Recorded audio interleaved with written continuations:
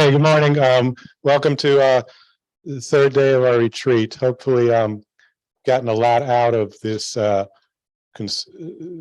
showing what the consortium is about in terms of our structure and processes and the progress of the ITP projects, as well as some of the workshops and which is part of our mission for outreach and education.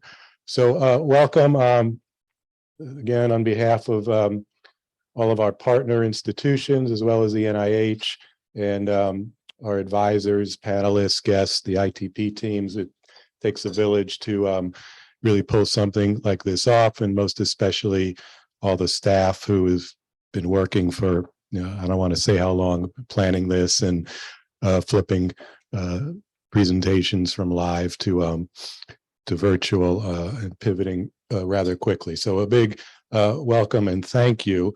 So the scheme for today is one of the things we've learned in funding ITP projects and guiding their progress is early on we probably focused exclusively on the science.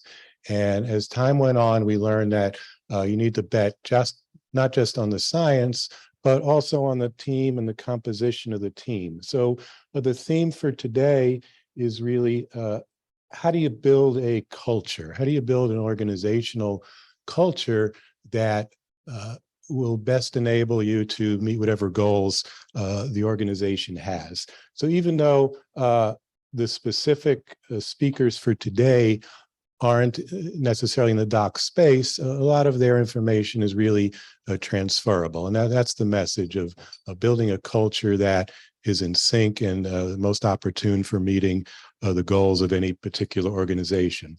This afternoon after lunch, we have, I think it's really important to understand the GLP process, and not just that, it's something you have to put on the list that the FDA may require. So the afternoon session is actually to provide a GLP certification, and hopefully, many of you can attend that and provide information and open your eyes to what is really required in such a process, whether you intend to do it directly or do it indirectly through a CRO.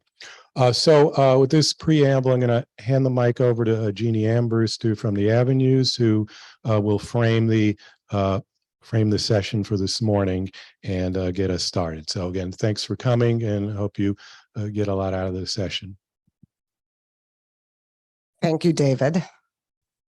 So welcome, everybody. I think this is the hardcore left, which it's great to see so many of you still here.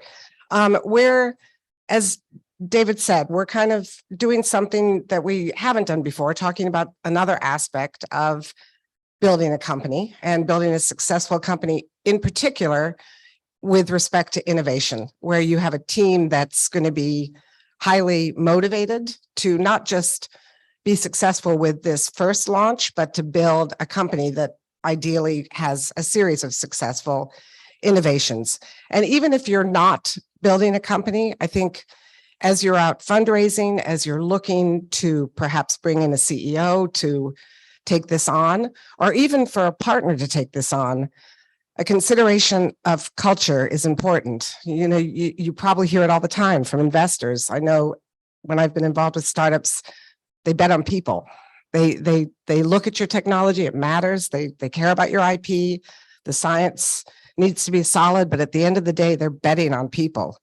And the way that the teams that you're building interact with each other, it becomes pretty self-evident to most investors, whether you have a team that's likely to fire on all cylinders and be motivated and successful in making these new ventures work. So this is kind of about that piece. And a lot of times I think when you're busy checking all of the boxes and raising money and doing all of the things that you have to do, this is kind of the thing that gets put off. These are soft considerations. And we're suggesting here that this is now is the time to do this. I've been involved in a lot of culture workshops where companies, startups, and even existing companies are coming in and saying they want to fix their culture. That is a much tougher undertaking to fix a culture. So we have the pleasure, I have the pleasure of introducing our keynote speaker, who's Michael Pakinowski. I met Michael and worked closely with him at the very beginning of my career when I was at a company that was really known for its innovative culture, W.L. Gore and Associates, building their medical device business. Michael at the time had completed his PhD at Stanford in communications and was a professor at UC Boulder and consulting with us. So we did a lot of work with him to understand more about how to really make sure that we were preserving and growing, cultivating the culture that Bill Gore gave us. And Bill Gore gave it to us from the beginning. This was back in I don't need to say when it was, a long time ago, before really there was even much talk about organizational culture. And I started there not really appreciating, straight from, UCSF and out of academia too, in some respects, without any appreciation for what company culture could be. To me, I assumed there were lots of places like this. No bosses, no job titles. We made our own commitments. We had to keep them. A one-page mission statement where it was mostly values driven. And it was about freedom and fairness and all these core values that we practiced and talked about every day. The culture was so vibrant there. And if you look at the history in medical devices at Gore, it grew rapidly, lots of IP, constantly cranking out new ideas and innovations, and very motivated teams. So it was a great, highly energetic place to be. And later in my career, actually I should say, as I left Gore, Michael Pakinowski actually left academia and climbed down the ivory tower, joined the company, and worked side by side with Bob Gore, the son of the founder, to make sure that they kept that culture as the company was growing to $1 billion+ company alive. And that's a whole other set of challenges. I bailed on that challenge. I went back to the early stages because that's really where my passion is. But at the time, later in my career, when I was on a board, asked by the Gore family to serve on the board of the college where they put their business school, they had an endowed professorship. They pulled Michael out of corporate America and back into the academy again for the tail end of his career. And he became an endowed professor there. So we had the chance to work together there in building a center for innovative cultures out of the Gore School, where we would bring in lots of startups, as I say, and have these culture workshops. So Michael's going to give us just a little taste of that. These were 2-3 day workshops, so highly interactive, but he's going to give us a little flavor for what that might be. And I think the way this is going to flow is that Michael will talk about sort of what culture is in this context, because culture gets thrown around a lot in what he means by organizational culture, and why he thinks it matters based on his work.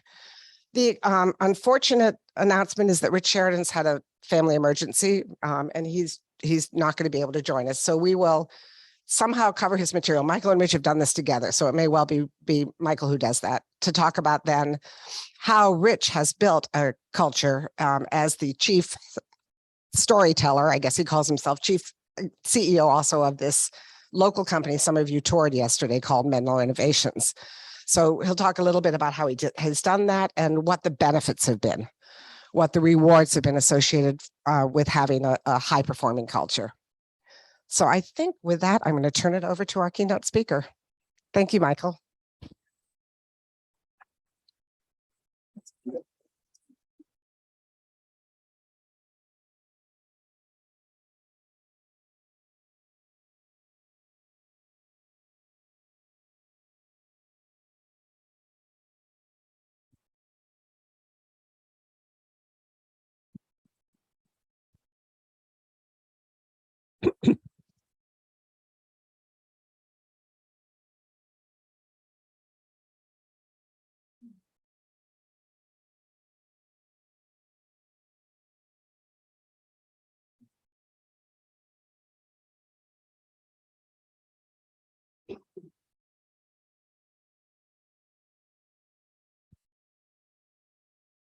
So good morning, everyone. Thank you very much for having me have this opportunity to talk with you about a topic that I'm really passionate about, which is organizational cultures. And I think Jeannie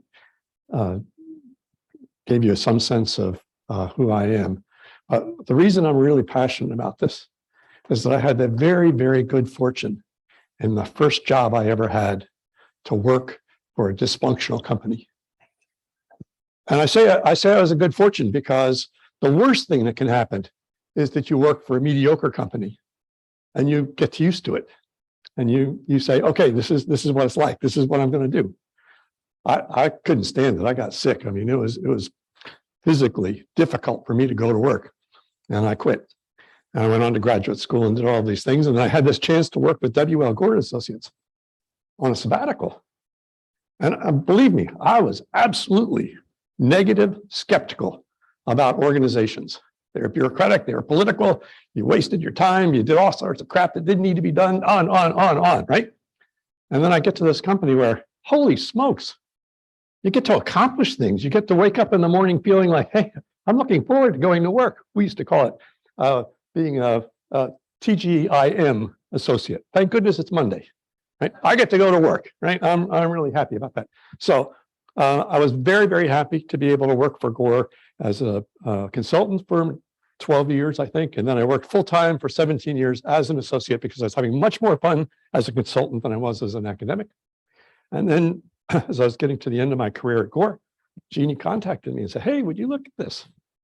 And I said, oh man, you know, they want 2 articles every year for it. So I can't do that. I said, well, maybe we can make some adjustments. So they made some adjustments. And I'll tell you why this was so valuable to me. It was so valuable to me because over my time at Westminster and the Center for Innovative Cultures, what I was able to do was take my experience at Gore and use that as a prism to look at lots of organizations, for profit, not for profit, large, public, small, private. And what I was able to find, which is what I think will be, I hope, helpful to you, is that yes, there are specific differences. If you're in a 10,000 person, $3 billion for-profit company than if you're a 50-person nonprofit. But the fundamentals are the same across all of these organizations. So my job is to cover 2 things. What is culture? And why is this important to you? Right? And I know that there are all kinds of different people in the room with different places, but we'll talk about that. So what is culture? And Jeannie said, you know, this is pretty typically kind of an amorphous comment. When I ask people, what is culture? I get responses like that. Well, it's our behavior. It's what we do, or it's our brand, or it's our personality, or it's our values, or it's our norms. I like the guy that says how you act when the boss isn't around, right? That was a good one, because that actually is more on target than you would think. The one I don't like, and this is particularly true for those of you who are maybe in a startup phase, is going after cool perks. If one of the worst things that's happened to entrepreneurs in the United States, I would say, is Silicon Valley, where everything is now measured in terms of cool perks, right? And that misses the boat. That misses the boat about what a culture really is and how it affects the people there. So I like, because I actually was an academic, I'm okay with these, all right? But I really like to go to the source. And the source is a guy by the name of Edgar Schein. He was a professor, he is an emeritus professor at MIT. He started working with companies in 1985, and he wrote the first book on organizational culture and leadership. It's now in its 5th edition, now with his son. Ed's retired, and he lives in the Bay Area, but he talks to people everywhere. And Ed has, all right, get ready for this, a complicated definition of culture. It's not the 1-word, 2-word, right? But I want to give it to you because I think it's valuable to understand what culture is. So it's in 3 parts. First, he says, culture is a pattern of shared basic assumptions that a group of organizations has learned. Now, this notion has learned something is really important, because what he's saying is culture isn't you slap a piece of paper up on the wall and say, we're going to be an honest company doing great innovation with integrity.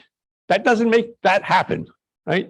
That means you think slapping a piece of paper up on the wall is going to make something happen. Huh, what world do you live in, right? So you have to know, what have you learned that makes a difference. And what is it that you've learned about? He says, it's what you've learned as the organization has solved its problems of internal integration and external adaptation that has worked well enough to be considered valid. Now, these are the academic terms. Internal integration means, how do we get people internally to work together? What have we learned about that? We were 5 people at one point. We worked together great. And then we hired 2 more and it went to pieces. Oh, how come? Maybe the 5 of you knew each other really well and you brought in 2 people you didn't know. And so now what you learned before didn't work for the new people that you brought in.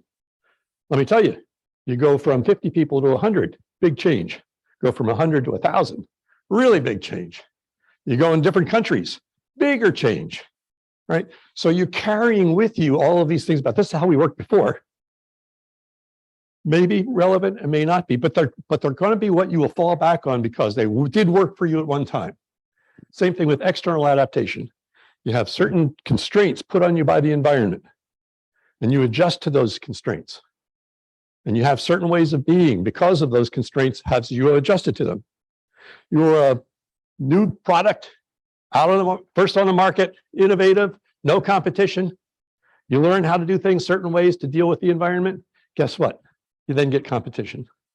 Oh, you got to change, maybe. Or maybe what you've done in the past will work, right? But you will start with what you've done in the past that worked. That's what Schein is saying. And so it's considered valid and it's passed on to new members as the correct way to think, perceive, feel, and act when you have these particular situations. Okay, so let me give you an example of how this plays out. Organizational A, which is traditional hierarchy like this. When I worked in my very first company, you have to draw about 4 more boxes down below there to show you where I was in the chart. All right, last year, fiscal year, sales revenues were 100 million. The forecast for this year was 120 million. Actually came in at 90 million. What happens in this organization? The CEO blows his cork. Really ticked off. What? We couldn't even make what we did last year. I'm really pissed off about this. Heads are going to roll. I'm going to make sure that we keep people accountable around here for this stuff. Yeah, let me tell you, this is exemplary of some kinds of organizations that I call not so high performing. You may have seen this flow chart, problem solving flow chart. Does the darn thing work? Yes, no. Yes, don't mess with it. No. Ooh, did you mess with it? Yes, no. You dumb idiot. Will you get in trouble? No, dump it. All right. I mean, this is the way so many organizations deal with problems. It's called blame game. Pass the buck. Somebody else's fault, not my fault. All right. So let's go back to the same organization, the same situation. This is organization B, kind of a lattice network organization. That's what Gore was. Same situation objectively. $100 million sales, projected 120, came in with 90. CEO says, wow, we really screwed up. This is not good. We're going to have to tighten our belts. But what we are going to do is do our best to figure out what we did wrong so we never make this mistake again. Completely different response on the part of the people in the organization on what it is that we should do. We want to try to create cultures like that one rather than the blame game cultures. Okay, so a couple of implications from Schein's notion here. Every organization has faced its own internal and external challenges, and they've adapted and they've been successful. And so what they have is a unique culture. People, one of the things that blew me away, I was talking to a guy that was a C-suite at a bank, and he was responsible for risk assessment. And I thought, banks, right? Why would he be interested in culture? And he goes, he just listed to me about 20 pairs of banks. And he said, these are all banks that merged and failed. Right? I thought, banks, that they have to have the same culture. No, they're all different. They all have different cultures. And one of the nice things or bad things is that you've got a bank over here that's really good at investment. You've got a bank over here that's really good at customer service. And you say, oh, look, these are two things. We can just get them to fit together. We would have a great, better bank. And guess what? What makes you good at investment and what makes you good at customer service may not be the same thing. And so the cultures don't fit, and these things fall apart. Now, one of the things I think is really important here is culture has worked. It has an inertia, and it's hard to change. And Jeannie made that point. It's easier to get it right in the beginning and harder to get it right down the road. Because culture links how we perceive, feel, think, and act, it infuses everything. So, I mean, I'm, again, probably typical academic in this regard, but I don't like to put culture out here as another variable that you pay attention to. This is the bedrock. This is the base of what you do. Okay. Cutting and pasting best practices. That's a bad best practice. That works only if your architecture, your culture is the same as this best practice company. If it is, then it'll work, maybe. But if it's not, not going to work. But culture is complex and it's dynamic and it evolves. And I'm not positive, I don't know everything that you're doing here, but what I'm hearing is, okay, NIH used to give grants in one particular way. Now they are asking you to have a different thought about what it is that you're going to be doing if you get a grant. Is that going to change one of the external constraints that you need to adjust to in the work that you're doing? I don't know. Maybe yes, maybe no. But that's one of those external things that happens that causes organizational cultures to change and evolve. So Schein has this simpler model called the iceberg model, which he doesn't use anymore, but still it works. He says, if you look at organizational culture, you can think of it as an iceberg. There's some stuff on top. This is what you see when you walk into the organization. This is what you hear when you listen to people talk. This is the layouts of the room. This is the way they talk to each other. It's the smell of the place, but you can perceive it, you can see it, you can touch it. These are what he called the artifacts and the practices of the organization. Down below are what he called the principles, the values, the beliefs, the assumptions. And that's the much bigger part of the culture. So when you just see something happen in the organization, you see a CEO blow up and say, hey, I'm going to make sure that people are accountable and that and heads roll. That's what you've seen. But why that happens in that organization has to do with what's down below. So let me give you two examples. I'm going to start at the bottom with the fundamental belief. Here's one, and if you're an entrepreneur, I think that, or starting something, this is the challenge for you. Because sometimes there's this sense that only a few people really drive the performance of this organization. I'm one, right? And then there are a couple of others around me that are there. So what I want to do, if I believe this, is I want to create extreme competition among all of the other people that work for me. Because I want to see who is really good. I want the cream to rise to the top. And the way I'm going to implement making this happen is an HR practice called stack ranking, which is I have everybody in the organization and I rank them from 1 to 100. Right? And I know these are the people that are the best and these are the people at the bottom. That's the way I do it. This actually was the practice of Jack Welch, who was a GE, very, very famous CEO, used stack ranking, and manager would rank people in his or her department. And the top 10% were identified as high potentials. The bottom 10% were fired. And the 80% in the middle were kind of now in a dogfight to try to make sure that they ended up at the top next year or didn't end up at the bottom the next year. That's their practice. Here's another organization, B. Their practice is, their belief is everybody matters. We are an organization and everybody in this organization matters. So the value that they have in their organization is not extreme competition, but extreme collaboration. They want people to work with each other. And the principle that they're operating is enable all people to contribute based on their unique talents and gifts. That's what they want to have happen. So the practice of this organization is everybody gets 40 hours of training paid for by the company per year. You choose. We want you to choose those things that you want to learn because you've got gifts or talents in that area and you want to develop them. So that's what they do. This company is called Barry-Wehmiller. And it's a real company. And it's about 10,000 people and about $3 or $4 billion.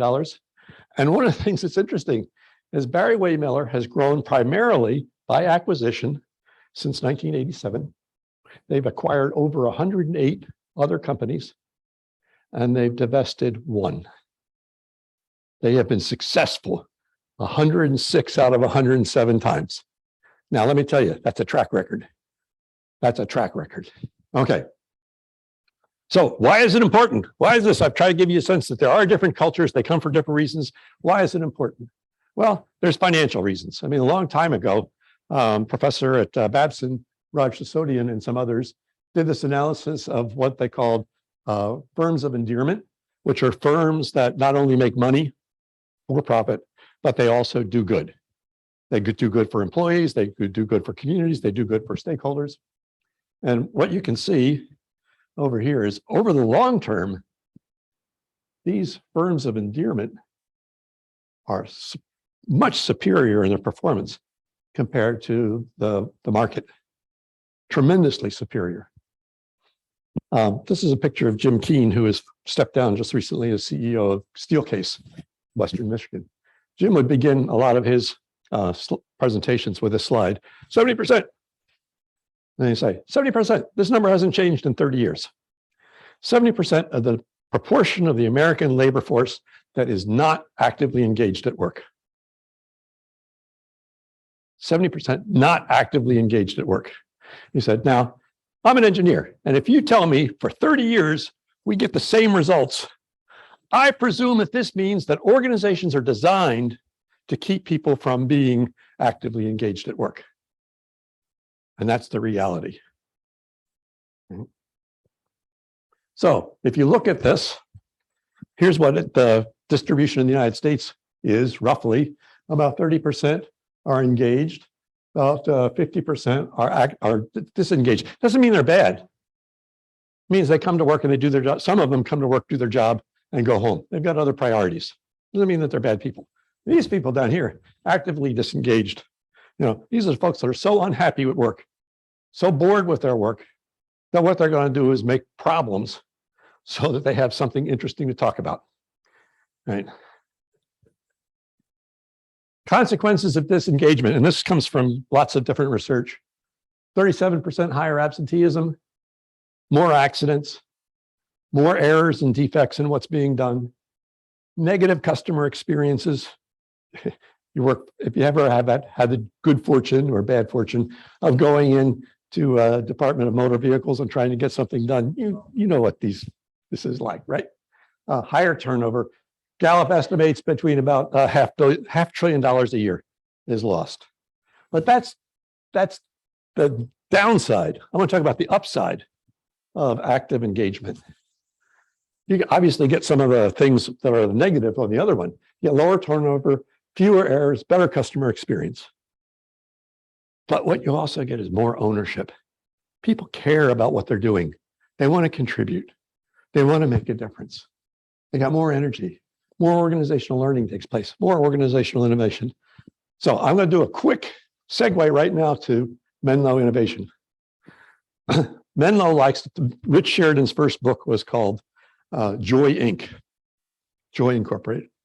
Is how we build a workplace that people love to work. And people would come to him doing tours like some of you did yesterday, and they would say, Rich, you put so much time and energy and effort into this good culture stuff. Why do you do it? Why are you doing all this stuff? And they said, okay, let me tell you.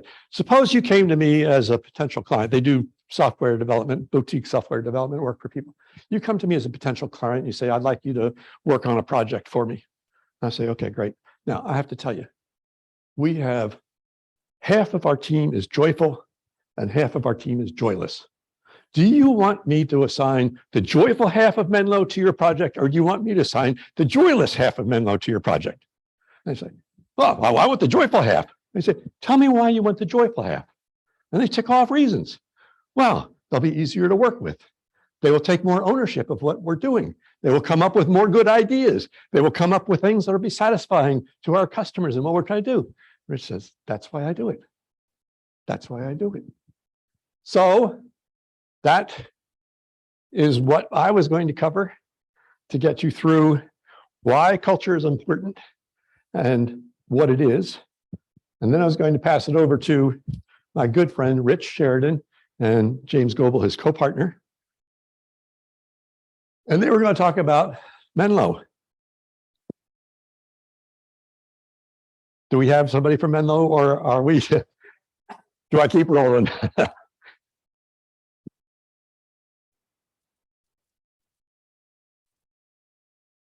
it away, Mike. All right. Am I wound up? Am I okay? You guys are all right? Okay. So look, here's what I did. I took my experience from W.L. Gore and Associates. I took my experience from doing research. I wrote a book on Menlo Innovations. I studied Barry Waymiller.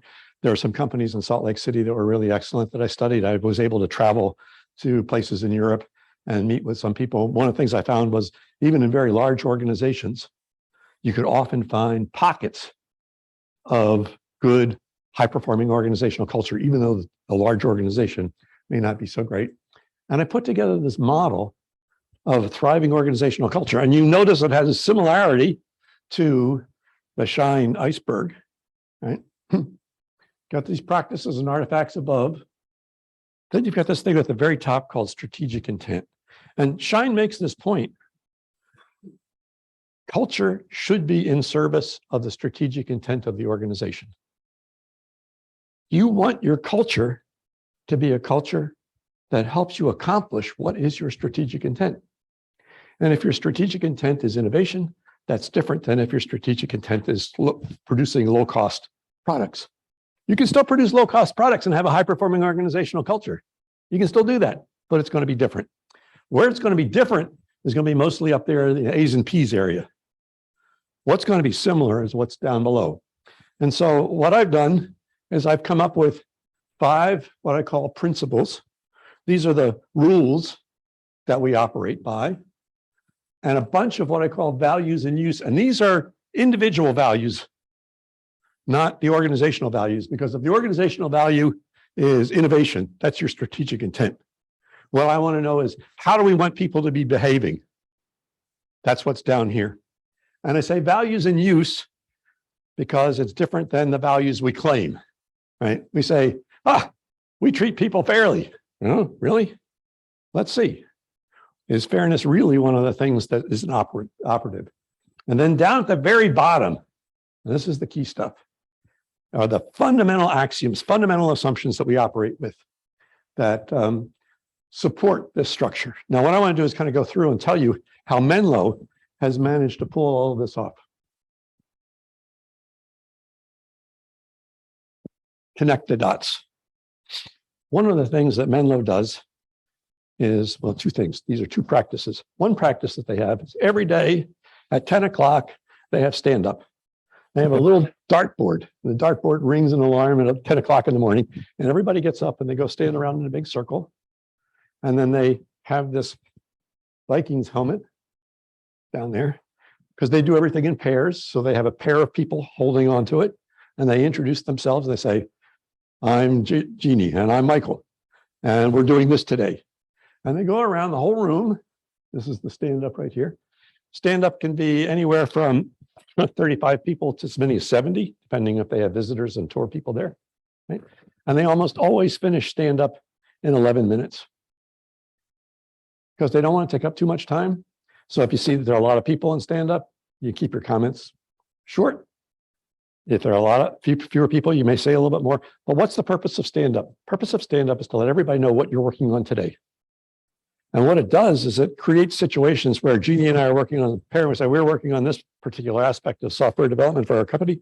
And somebody says, ooh, I think I have a suggestion for you. And they'll come up to one of us after the stand-up and tell us this is the idea that we've had. But it's also a time for good humor. It's a time for jokes. It's a time for celebration, all of those kinds of things. Second thing they do, and this is probably even more important,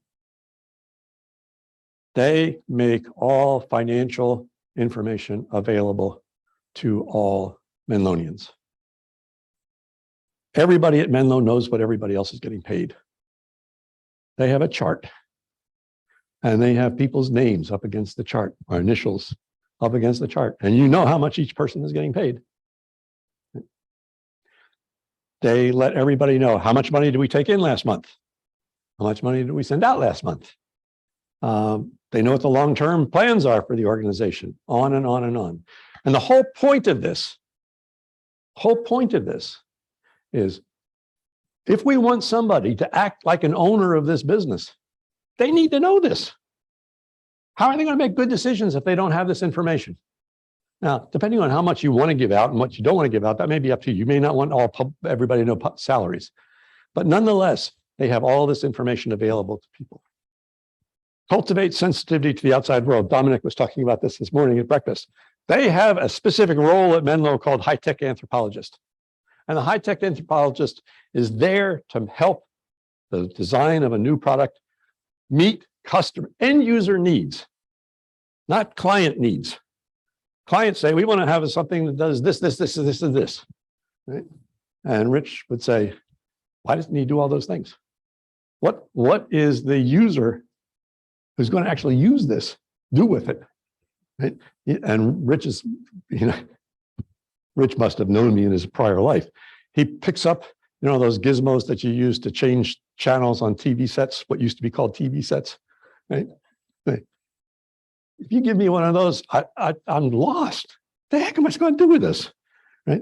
I'm getting to that age where I need those, I look at those ads that say specifically designed for seniors. I don't want to admit that I'm senior, but the simplest telephone, mobile phone possible. Here it is, right? That's what I need. That's what they do. They pay attention to the outside world. They work on enabling collaborative emergence. Collaborative emergence. I mean, collaboration is a big word, right? Everybody likes collaboration. What do people mean by collaboration? Too often they mean we talk to each other, right? We communicate. That's collaboration. Collaboration is when people working together come up with a solution that is superior to what any one of them would have come up with by themselves. That's collaboration. That's synergy. And at Menlo, they always work in pairs. So they always have that built in. Invest in future adaptive capacity. They're always trying experiments in Menlo. They're always seeing, what can we learn? One of the things I thought was fascinating is, all right, Menlo originally was absolutely face-to-face. Everybody in the office, every day, all the time. And part of the reason for that is you're working in pairs, right? So you have to be there with the partner that you're working with. Well, they had a person who was working at Menlo, and she was very well respected. And her father ended up with, unfortunately, late-stage cancer and needed help to stay at home. And so she asked if she could work remotely. And they said, okay, we'll try this as an experiment. So they tried that as an experiment, and she was able to pull that off with her pair partner. And they'd have to, every once in a while, I need to take a break right now. I need to deal with my dad, but otherwise they were able to do that. So that little experiment, which lasted 6 weeks, led to a second experiment, where they had somebody who worked at Menlo for a couple of years, and he was quite effective. And his partner, she got a job in Moscow. And he said, is there a way that I can work from Moscow and stay working at Menlo? I said, well, we're on the East Coast, or not Eastern time zone. We work from 8 o'clock in the morning, 5 o'clock. They said, well, that's like 3 o'clock in the afternoon until 1 in the morning in Russia. I'll work those hours. So they pulled him in, let him work full time from Russia, always with a pair partner, and he would attend stand-ups. So there would be the stand-up, and there would be a little screen, which would be Rick. And when it got around to him, his pair partner would hold the Viking hat this way, and he would pretend to hold it. He'd have a Viking hat that he held in Moscow, and he'd talk. Guess what? COVID comes. Creates the necessity, here in Michigan particularly, that you work virtually. Oh, guess what? Menlo has now had experience with working virtually. And so they were able to move to virtual pretty seamlessly. Oh, our Menlonians are here, and I'm partway through, Erica. Yeah, so I'm just going to keep going, but we'll let you be part of the Q&A, okay? All right. Expect leadership everywhere. This is like unbelievable. Most organizations think that I'm hiring you for this specific tiny little job, and I don't want you to think. Right? I don't want you to do anything. This is your box. This is your playground, and it's very small. Right? And that's the way we want you to be. At Menlo, they don't think that way at all. When I was talking about experiments, one of the things that I did is I asked one of the co-founders, James, do people have to run their experiments by you before they do them? They said, no. I said, well, how many experiments do you have going on at any one time at Menlo? So I don't know. And so one of the things that they have is, they got high-tech anthropology. They got these cool little names that they use for the high-speed voice communication. James stands up and says, hey, Menlo. And everybody's in this one big room, and they all turn around and say, hey, James. They said, how many of you are working on an experiment right now? And half the hands go up. And James said, oh, that's interesting. I knew of two. Right? But all of these are taking place. So the assumption at Menlo is that we want you to act like an owner. We want you to act like a leader. We give you the information that you need for that. Oh, guess who does the hiring? It's not done by James. It's not done by Rich. It's done by the Menlonians. Here's a better one. Guess who decides on who gets promoted so that they get a higher salary? It's not decided by James. It's not decided by Rich. It's decided by Menlonians. They make the decisions on how that plays out. So people at Menlo feel like they're leaders, right? Makes a difference. All right, just want to go through these last ones really quickly. Values and use. These are the things that we need people to learn. These are the virtues that they need to develop at work, right? Most people don't come in fully formed with these virtues. You look for them, you hope they're there, and you certainly don't want to find somebody that doesn't have any smacking of any of these virtues. But these are the ones that are key. Trustworthiness. We all know that organizations are more effective if people trust each other, but trust is an output. Trust isn't an input. You get trust by being trustworthy. You're competent. You do what you say you're going to do. You're ethical. You have the right intentions. Oh, okay. You keep doing that for a long time, you become trustworthy. That's important. But you're not an automaton. You are a real person, and you're working with real people. And guess what? Bad stuff happens, like family emergency, right? So you need people in your organization who will be caring, who will help people get through difficult times. And you see that all the time at Menlo. Self-responsibility is one that I really like, and I think Menlo does a great job on this. So people will say, I'm responsible. What does that mean? I do what I'm told. That's not self-responsibility. Self-responsibility is doing the right thing regardless of what you're told. I understand enough about this business. I understand enough about what's going on that I can make a right decision because this is the right thing for us to do, and I'll do it. And I won't play the blame game. And if something goes wrong, and I've seen this happen at Menlo, if something goes wrong, I ask myself, did I say or do anything or fail to say or do anything that contributed to what went wrong? It's not that I'm not saying somebody else wasn't at fault. It's not, I'm not taking on all the responsibility here, but I am asking, did I contribute? Because I want to learn, because I want to make sure that we don't make this mistake ever again. And the one that I really like is magnanimity. It's a tough word to say, right? Magnanimity.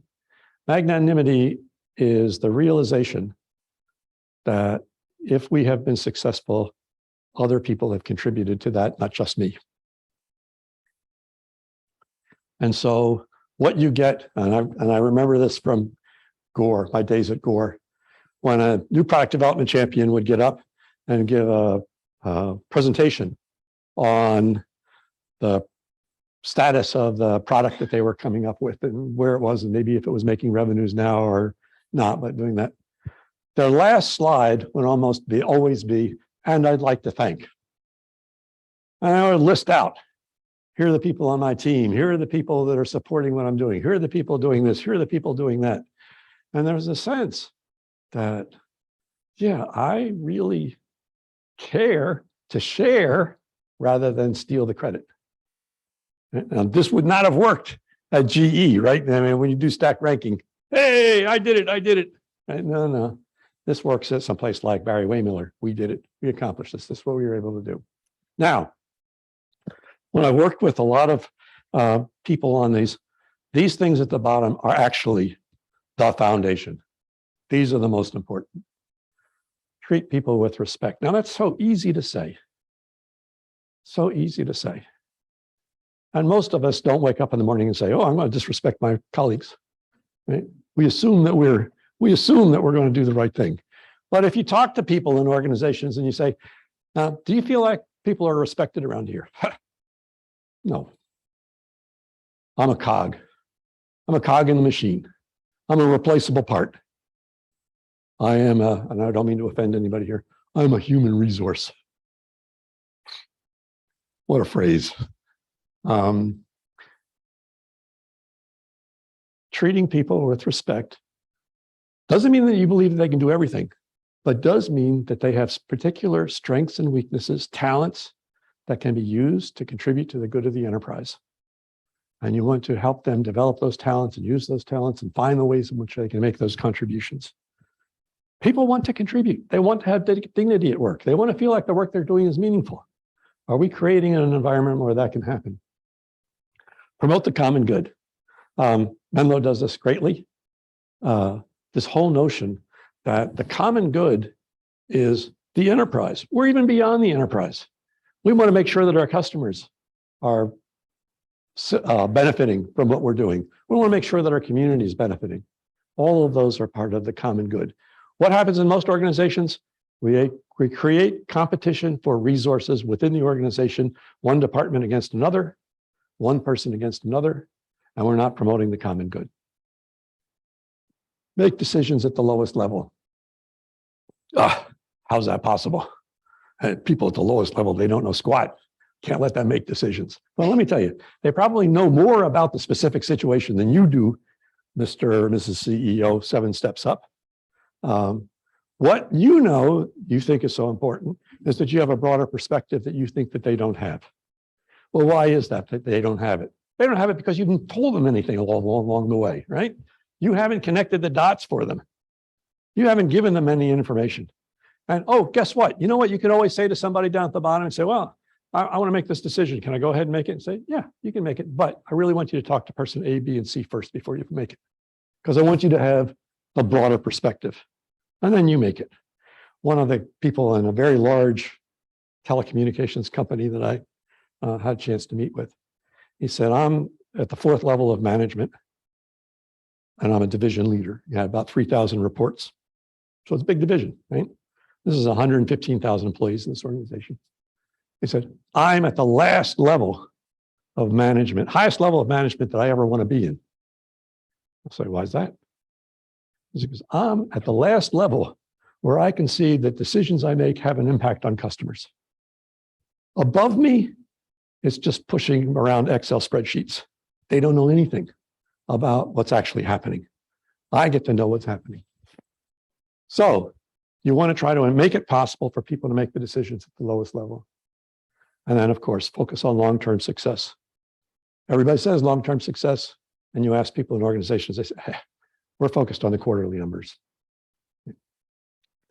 Menlo does all of these things extremely well. And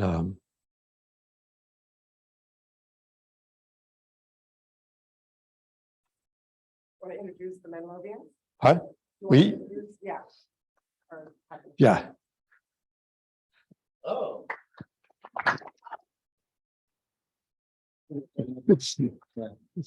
So that mic works. Okay. We brought some slides of visual aids, Testing. but we don't have to use them.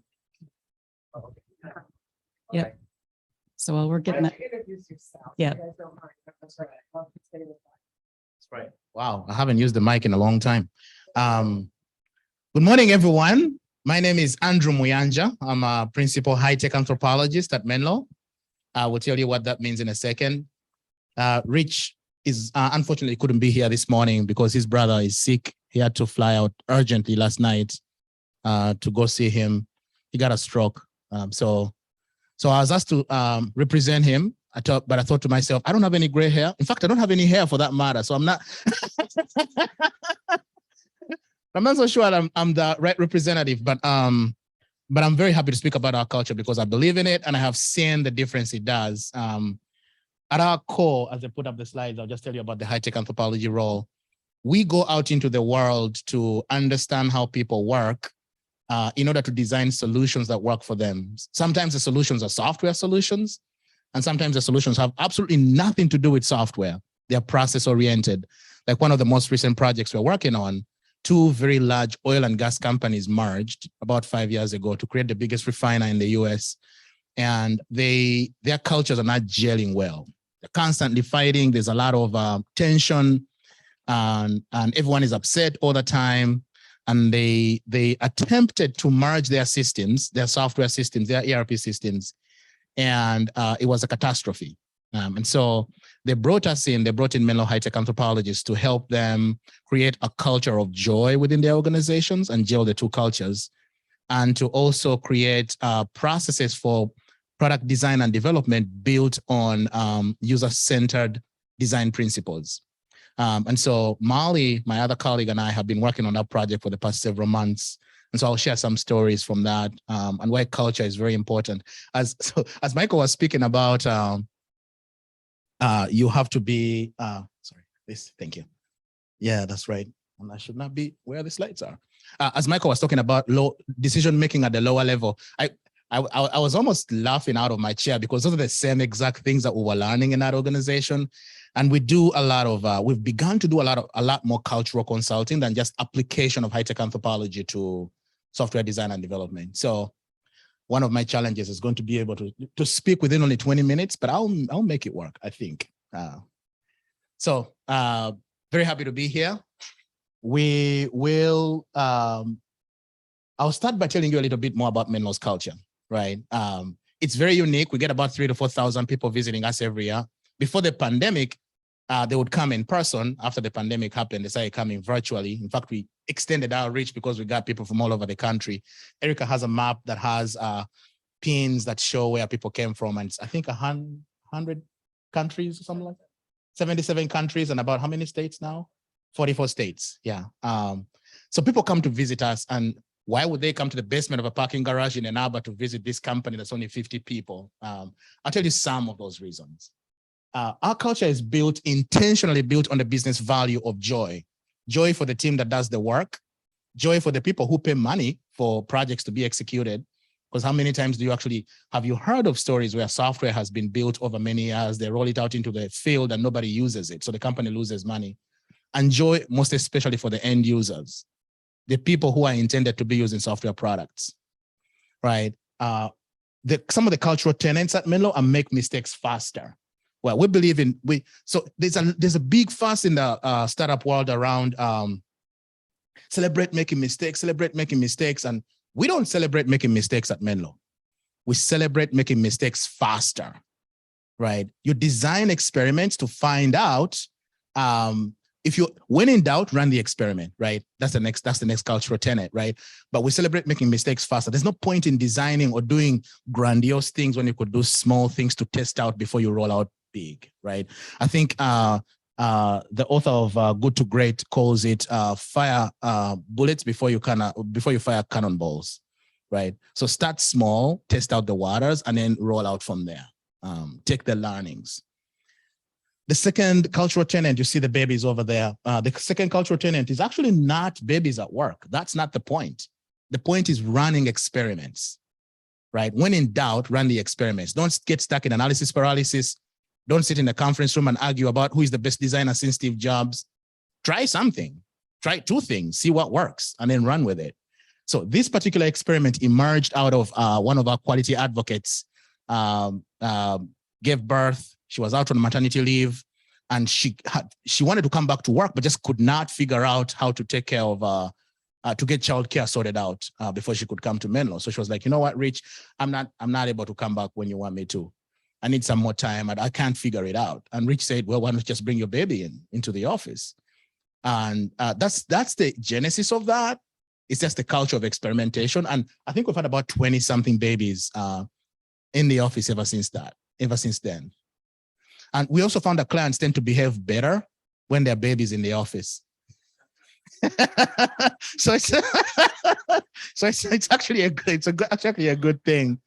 The third cultural tenet is around teamwork and collaboration. So in the extreme, I think I know how to use this thing, maybe kind of sort of. Yeah. That what you see over here, we call the roles and levels board. The team makes hiring, firing, and promotion decisions, right? So everyone in we call it software factory. So when I say factory, that's what I mean. Everyone in the company knows how much everybody else makes. It's pinned up on the board, on that board, for everybody to see. If you are in the same box, you make the same amount of money, whether you are male, female, or high-tech anthropologist, or software developer, or quality advocate, or project managers, make no difference. So as long as you're in that box, you make the same amount of money from an hourly basis, right? We're all hourly employees, and we have benefits, etc. But you make the same amount of money. So equal pay for equal work, I think we're already ahead of that. We pin it up because we want everybody to see it, because we advocate for team members to move up, right? So we'll talk a little bit about hiring and why that's important to setting an intentional culture. But any decision for me to move up involves team members who are below me, team members who are above me, and my peers, and people in all different roles. So the people who work with you are the ones who determine whether you should be promoted or not. And we believe in collaboration. We designed our office to foster collaboration. We're actually intentionally doing that. We used to get so many people coming in person, and they would say, we went back home, we tore down all the walls, we got the same furniture you have, we're still not collaborative. What's the problem? And we would tell them, Menlo did not design an open and collaborative workspace. We designed an open and collaborative culture. The workspace is a reflection of that culture, right? So you determine what you want to do, then you build everything around that. So if you're working on the same project, you work at the same pod, right? You can overhear what people are saying. Yesterday, I was overhearing a pair of programmers who are working remotely right now, right? But there's a computer in the office that has a microphone that is broadcasting what they're saying. So I overheard something that they were saying that I did not think was true. They were making an assumption on the project that they're working on. So I walked over there and I said, hey guys, I think what you're saying is not accurate. And here's the reason why. So the cocktail is, even in a remote setting like that, we are intentional about doing that because we co-create and deliver as a team. And we have designed processes, right? Richardson says in Chief Joy Officer, his second book, every system you put in place has to be intentionally built to reinforce every cultural intention. So you have to be very clear about what you want, and all your processes have to be designed around that, right? And so we have processes like daily stand-up, where the entire factory comes together and we talk to each other for 15 minutes. By talking to each other is, if I'm paired with Erica, we would stand and say, hey, I'm Andrew. And Erica would say, I'm Erica. We are experienced high-tech anthropologists delivering a talk to doctors at the graduate. And then we just pass on the speaking token or the Viking helmet to the next pair. And if we need help, we announce at stand-up, hey, if anybody has any knowledge around how to use JavaScript in this instance, please find us after stand-up. And then you move on. 15 minutes. It doesn't matter whether we are 80 people, whether we have guests or not. It takes no more than 15 minutes every day. And the goal of it is for us to share information and ask for help. We've built that intentionally into our culture. So you may be wondering, well, Menlo is 50 people. It's in the basement of a parking garage in Ann Arbor. We're a 4,000 person company. We're really big. This will never work here. That's one of the most common phrases that we hear, by the way.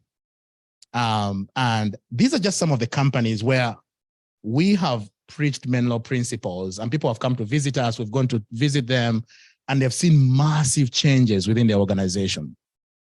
Because if you think about it, even our 100,000 person company is not really a 1,000 person company. It's not one team.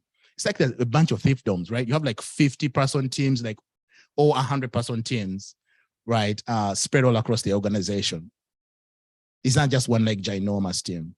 And this list is very minimal. There are many other companies that we can list to this, especially of recent, as COVID has really sort of upended company cultures. I would say it has not upended it. It has just revealed them, right? It has made them much more visible, and the negative impacts of those cultures has just become much more apparent because now people are separated. They're not in the same space. Some of the affordances that would be able to hide cultural dysfunctions are no longer available, right? And so people come to us seeking help, large and small, to be able to teach them these principles and to help them evolve their cultures and their processes. So the three key takeaways, if you don't remember anything, you have to be intentional about your culture. There always is a culture, by the way, just so you know. You can never say we don't have a company culture. You always have one. One will emerge by default. James, one of our co-founders, refers to culture, describes culture as the sum total of the relationships within your organization, right? How you treat each other, right? But there's a default culture. You don't want a default culture. You want an intentional one. It's almost impossible to have a good culture if you're not intentional about it. The second topic is around principles over practices, right? When COVID happened, a lot of the practices that Menlo did evolved, right? But the principles remained the same. Short feedback loops, collaboration, report to the client once every week. The client authorizes the work, right? The team makes hiring, firing, and promotion decisions. We evolved our practices, but the principles remain the same, right? And so you have to be very clear about what the principles, the key tenets, the key principles your culture are, and you have to keep communicating them to the team, and the team has to be the steward. It cannot be that the leader is the sort of like custodian of the culture by themselves.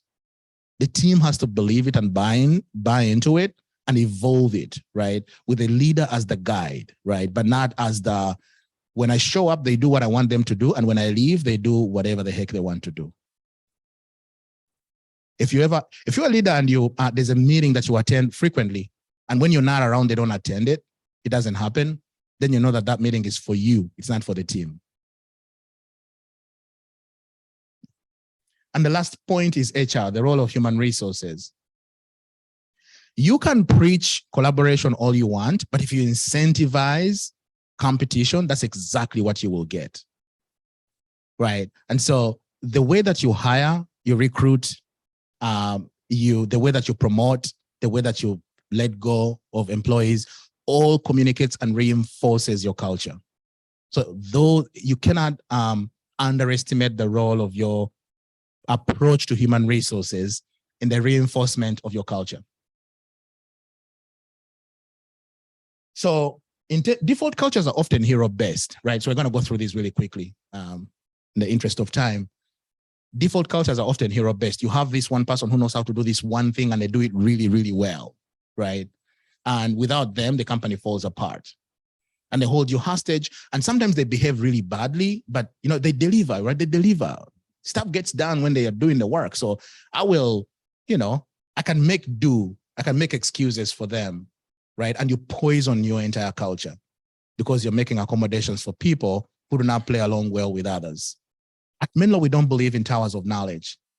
We work in pairs and we switch the pairs once every week. The knowledge is spread around, and you can go on vacation without worrying that somebody is going to have to call you when you're in Mexico sipping mojitos. Hey, this piece of code, what did you mean when you wrote this? We don't want to be dependent on just one person. And so we work in pairs. We believe that the collaboration itself yields better results for the client, right? For one, but it also allows us to ensure that the other parts of our culture are actually intact. Work-life balance. We believe tired programmers write bad software. So we work 40 hours a week. We don't work nights and weekends. And we switch the pairs around every week. So you get to work with other people, but so we can also infuse new ideas on the projects that we're working on. You know, who did you hire? How do we hire? We hire for cultural fit. In fact, what's interesting is that for the longest we've been saying, I keep walking around and it keeps moving the camera, so I feel bad. So I want to remain I want to remain the same position. But for the longest time we've been saying we hire for cultural fit, right? But Rich was telling us recently that maybe it's actually not true. We are very intentional about communicating our culture during the hiring process, and we design the interviewing process around that people know who we are. We just over communicate, and we design hiring processes that get people a sense of who we are when they're applying and when we are evaluating them. And that the process also reinforces those same cultural principles among our team, right? So if you went to Harvard or Michigan, not Michigan State, but right? And you're the top of your class, but you cannot collaborate for anything, right? You think you're the smartest person in the room, you will not be hired at Menlo. It doesn't matter whether you're a genius or, it doesn't really matter, right? The interview process is designed to ask you to make your peer partner look good, right? I'll show you some pictures as we do how we do that, right? But we are very clear about what we are hiring. Make your peer partner look good. We bring a bunch of people all in the same room. We pair you up because we work in pairs. We give you one pencil and one piece of paper because you will be working on one computer with one keyboard, one mouse. And we give you a task for 20 minutes and we tell you, your job is not to show your brilliance. We actually don't care about how well you do the task. Your job is to make your peer partner look good and help them get the second interview. And we watch, right? And you could fake it for 20 minutes, but then we switch it up. And there are different Menlonians watching and you pair with different interview candidates and we do it a third time. So within an hour, we've interviewed about 40 candidates and the team stays back and sort of talks about those candidates. Thumbs up if you think they should be brought back for a second interview, for the one-day interview. Thumbs down if you don't think so. Thumbs sideways if you're not sure. If any of them gets thumb sideways, we talk about them, and then the entire team votes. That is participating in the interviewing process. We call it extreme interviewing, right? And then you come in for a one-day interview. We pay you because there has to be consideration for intellectual property reasons. You work with one person in the morning. You work with a different person in the afternoon. You go to lunch with a couple of team members, and at the end of the day, and you're working on actual client projects, right? Because if I asked you, "Hey, are you a team player?" Of course, you're going to tell me you're a team player. And you'll pick the two examples when you are a team player, right? But if I want to know if you're a team player, I put you in a team and I see if you're a team player, right? So we simulate what it's like to work at Menlo at every stage of the interview, and then we see how people behave. And we do that after the one-day interview, then you come in for a 3-week interview. Some people don't have the ability to do all the 3 weeks at once. And so we can spread it up, we can spread it over time. But we want you to get a sense of what it's like to work at Menlo, and we want to get a sense of what it's like to work with you before we choose to bring you on. And there have been many people, I cannot tell you how many people's interviews I've been a part of where they were really brilliant, but their collaboration skills were not there. They were not really willing to learn. They felt like they had already achieved, right? They've already achieved everything. One of my favorite quotes ever is by Alvin Toffler. It says, "The illiterate of the 21st century are not those who can not read or write. They're those who cannot learn, unlearn, and relearn," right? Menlo is a learning organization. When we take on projects, we don't only take on projects that we are good at, that we are very good in that technology stack. We take on projects because we know we can learn and clients trust us to be able to learn, right? And so if your attitude is of "I've already arrived," or "I don't want to collaborate, I'm pretty good, give me a corner office," then we refer you to one of our competitors, which, there are many. Right. Default cultures, like we're saying, can work well for a long time, right? People survive through, they figure out the system, but then something goes wrong. The pandemic happens, or something bad happens, or the company starts performing poorly, right? And then it magnifies all the cultural cracks. If you want to know if you have a very good process and culture, see what happens in times of trouble. If people run towards the process and they run towards the cultural tenets in times of trouble, then you have a good culture. But if people sort of like just stay away, they abandon everything else and they do whatever they want to do. When times get tough, then you know you have some work to do. Rich Hardy's own version of this, he tells the story better than I could, but he brought his daughter to work when he was still a VP of R&D at a large public company. And she observed him the whole day. And at the end, he asked her, hey, what did you think? It's like, you're a very important person, Dad. Everyone talks to you before they make any decisions. Before they get anything done, they first come to your office and they feel like, oh my God, I'm a hero. This is so bad. That nothing gets done without me. So I think we've covered all these points. Everyone knows what the culture is, right? Everyone knows, even the latest employees. Do you know that people who are in the interview process can make a decision on whether a team member should be promoted? We do that all the time. There was a lady where my recent promotion to principal, it's a big deal when you jump from senior consultant to principal. One of the ladies in the process was a lady that we're interviewing to become a high-tech anthropologist. She was speaking to how well I've contributed to coaching her and onboarding her into Menlo, because I've worked with her on actual projects, right? So it's everyone knows exactly what is expected of them. They know how to behave. Culture is really about behavior and about the relationships you have with each other. And there has to be, it cannot be that you behave a particular way when you are by yourselves and then you behave a different way when people come into your office. In fact, one of the biggest benefits of doing tours is it reinforces our culture, right? Because we Menlonians give tours to tour guests and tell them about who we are and how we work, right? And everyone else is hearing the team speaking about this, right? So it reinforces it. It's like being part of an XI. XI is extreme interviewing, right? If you're part of an extreme interview, you ask yourself, would I really pass this extreme interview if I continue to behave this way? You know? And so the culture is very well known. Everyone knows what to do. That's what an intentional culture is.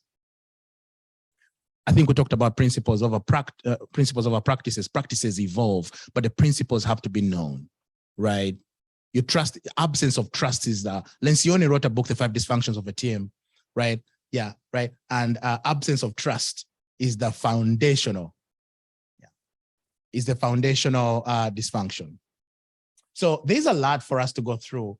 Some photos of books that we have been very informative to our journey, cultural journey, and we can talk more about that. Thank you very much.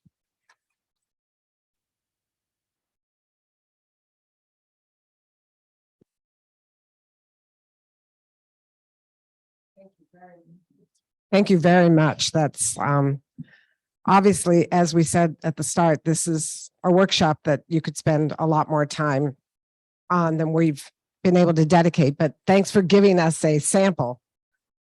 Okay, no, I'm not going to, I don't need that. We're good. We're about to turn this over to the group. Actually, we're about to do a breakouts here, and we're going to take a break and then break out. And I think I'm looking at Matsumi, but I think what I'm going to do is, do we have extra rooms, Matsumi, or the corners of this room? Okay, that's fine. So I think to get to sizes that'll be about, where we won't have too many people, we're going to count to 5 and get 5 groups. So we can have maybe 3 in this room and or even 4 in this room in the corners and then 1 outside.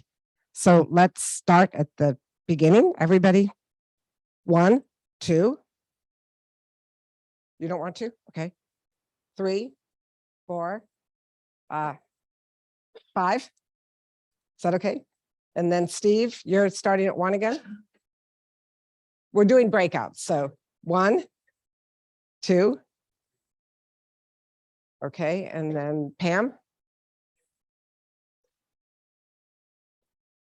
Dominique.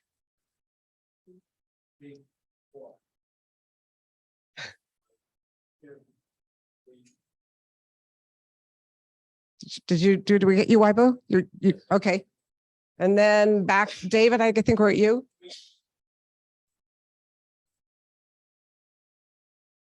And I can't see in the back of the room. 1, 2. And then Charles, 3. Is that Bill back there? 4, 5. Okay, I think that, does everybody have a number? So 1 here, 2 here, 3, 4, 5 in the hall. We're going to take a short break. So now let me tell you what you're going to do in your breakouts. The idea of the breakouts is that rather than just have you ask questions and engage directly right now, we want you to first talk as a group about some of the questions you have and impressions you have in your own experience and your own situations, whatever they be, and generate a couple of questions as a group. Identify a scribe, that's the only assigned role within the group. Identify somebody who will represent those questions after we come back together again. And Michael and the Menlovians will engage with your questions. But we want you first to generate some questions in your group. 2 to 3 questions you have based on what you've learned this morning. Is that clear for everybody? So a break, and then again, we're going to have 5-minute break and I think 15 minutes of discussion. So the idea was to regroup. Probably now it's going to be about 5 past 10, I think. Does that sound good? And you're here, so we'll get everybody back together when it's time. All right, go have fun. And we'll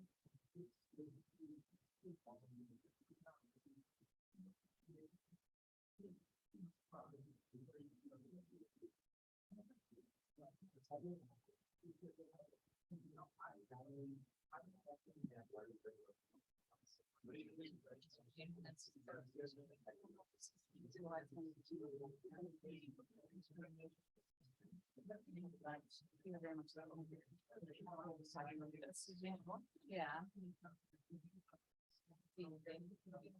I think so. We're not getting a lot of. Yeah. But we're, yeah.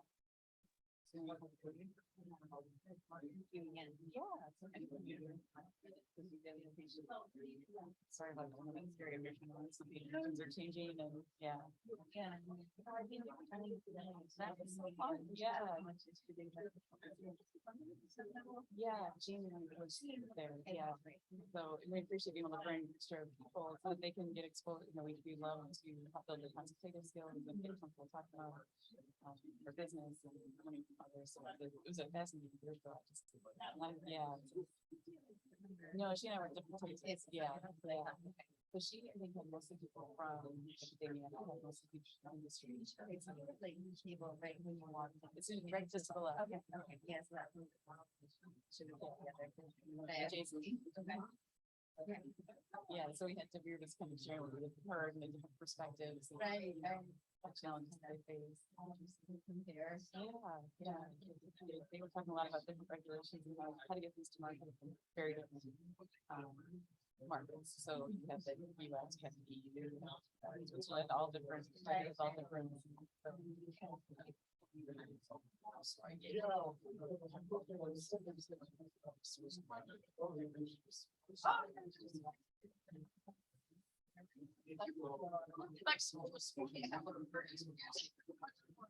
Flex anymore. I grow 6 inches. Right?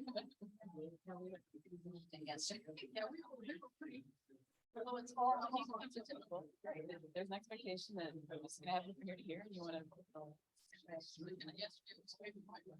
So I did it full time. Okay, now I have to stop.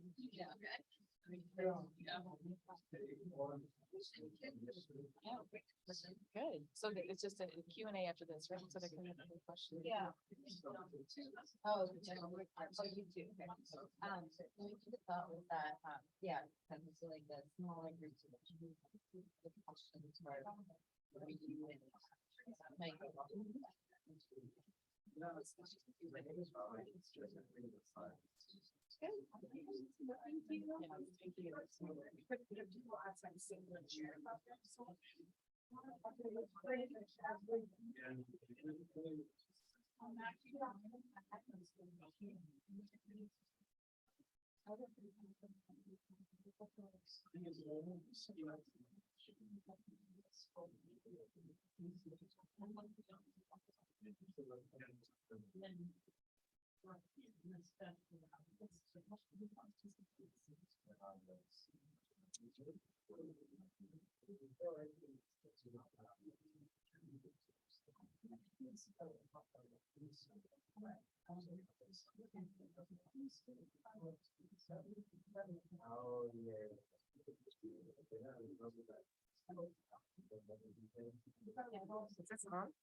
No. Group 5, you're in the breakfast room, just so you know, because that's where the chairs are. So group 5, you can go to the breakfast room, and the other 4 break into your corners when you are ready. Just bring your chairs, kind of carry a chair to the corner with your group.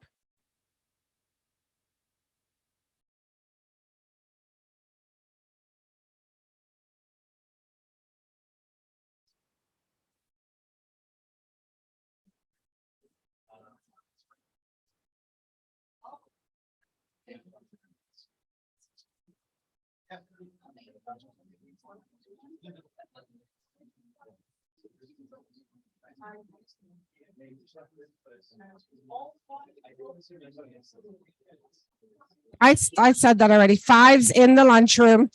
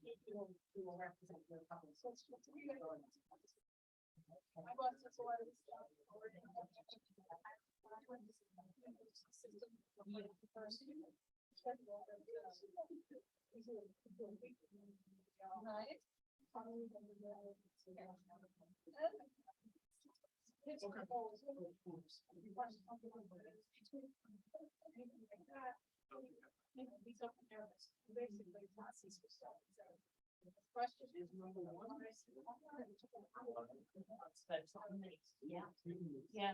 So when you saw this, did you have questions about how you could even make what you do better?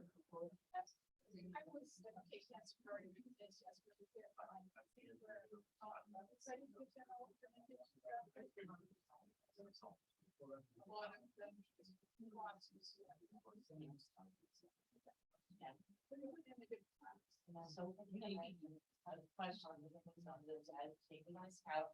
When you're in a bigger organization that doesn't practice collaboration, culture, and you want to try to create that for your team, which is probably a really relevant question.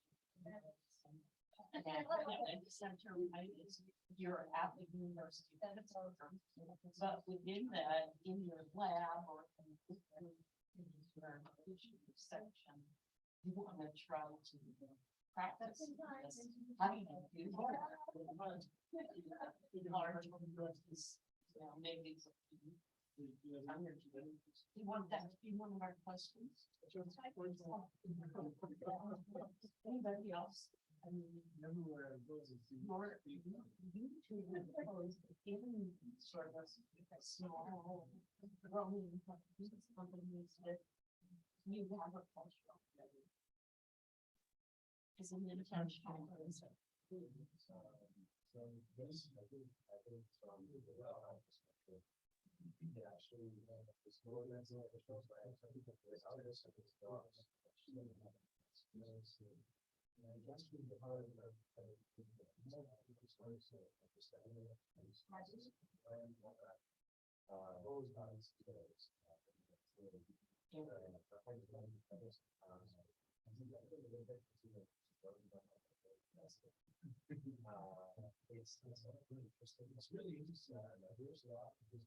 So that's I love movies that have that understanding about support. So just getting more perspective on this process. It's not a movie. I mean, they got like 15 years. You know, so we have a pretty stuff. So what is something that we have in this process? Yeah. Other question that I have is, and then this is really interesting, you know, that I find it on that everybody's going to have the time is in the organization. What happens if this is done? Let's say, lower. Sometimes you get this asked to position because they disagree with how does that exactly how is Yeah.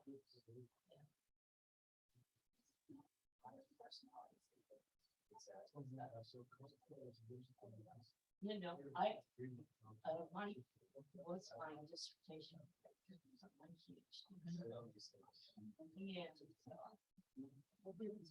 And Jamie and I both worked at WM Associates.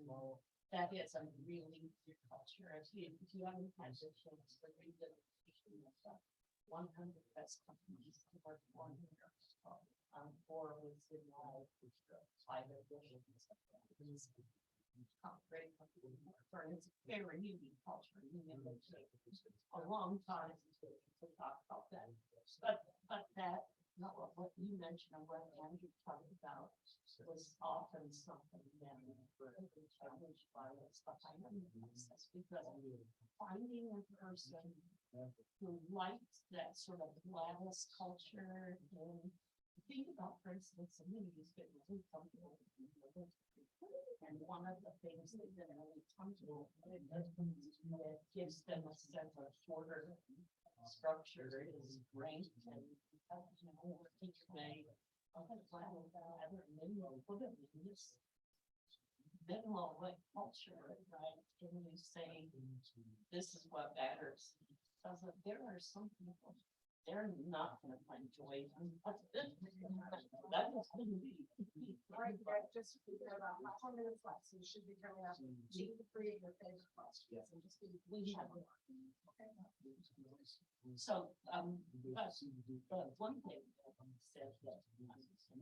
About how they solve those things is it's never, the interview is never one person, right?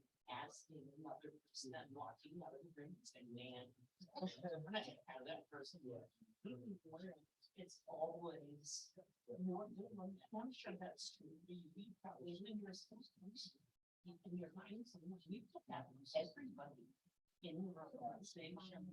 Talk to them, and I'm sure you see the benefit that in terms of when you bring somebody, I'm sure they would do this. So, yeah.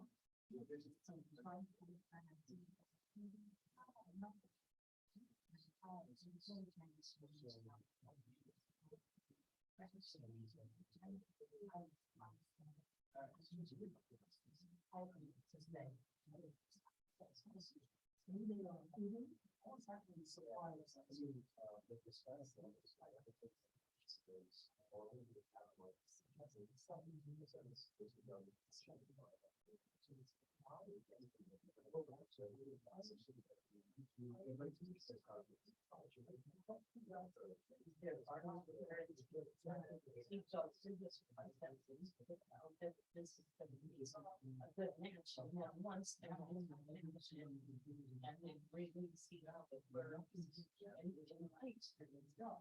that's the way for them and for the waters that impact them.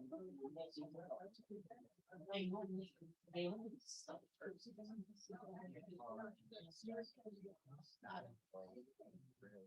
Lots a lot of, because you're with small teams.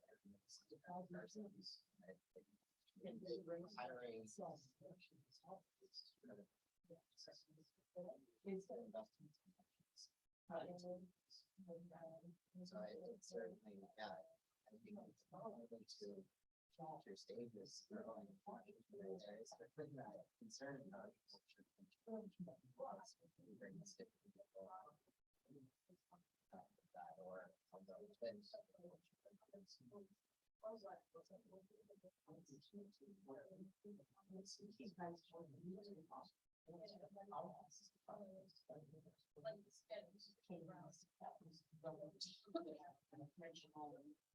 in a small group. And then other mostly yes.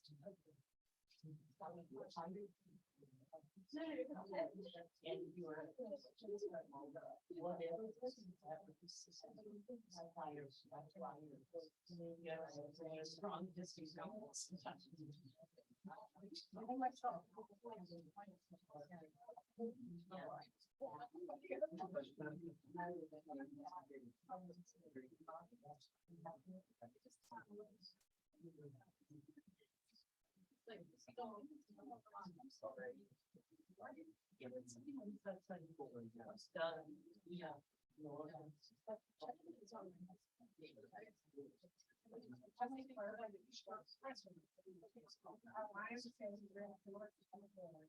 Much more gas accomplished.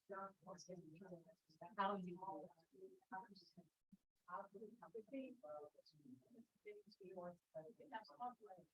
all the evidence about we don't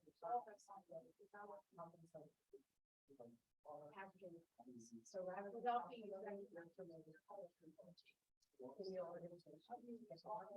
but what I kind of heard was at the end, this I think it's going to be in the box. Because we have a child catching. I know you tell me with those Richard and finally.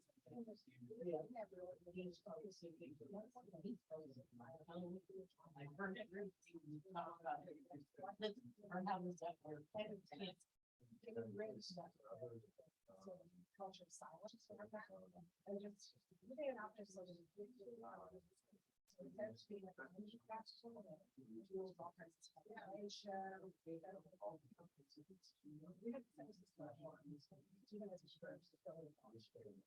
But we often for the way that more you that you were in better. Okay. And that then you know what the commissioner is for, and that sometimes again, people actually know say because you have an intentional culture, you spend too much time on the process. Right, so you're behind them is it's very big. How long just come to yes, sir. No,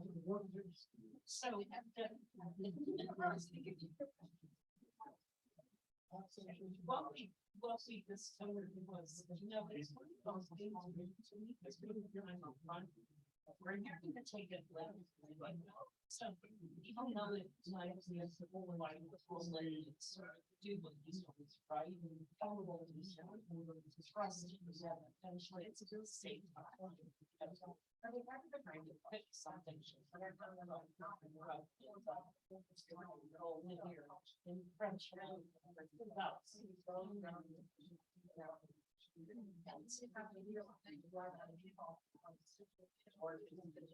But yeah, sure, you know, yes. So what are you all? Okay, we have questions. I'll do my best, but if I don't have to write it, I'll. Question.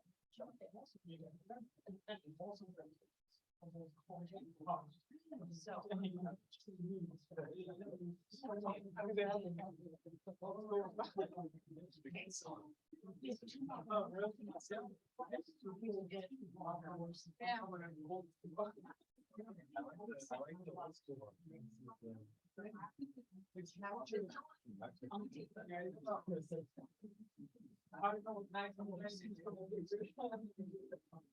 Big lives.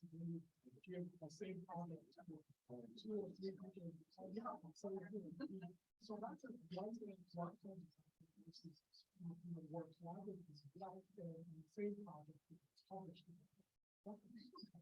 I think a lot of competition is competition. I think that is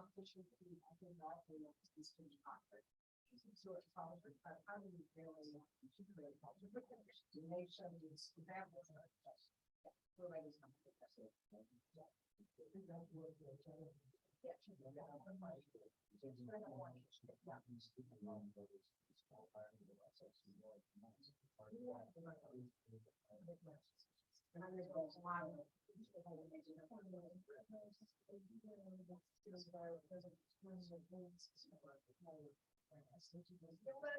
recently where we got outside like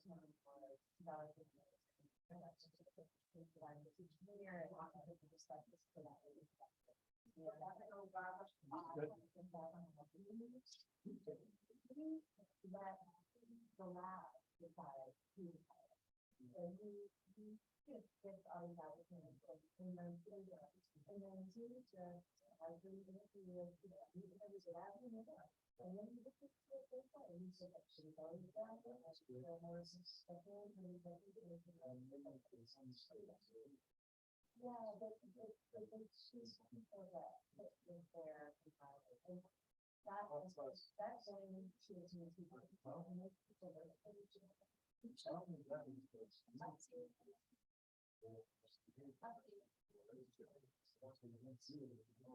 but that's why it doesn't matter. Well,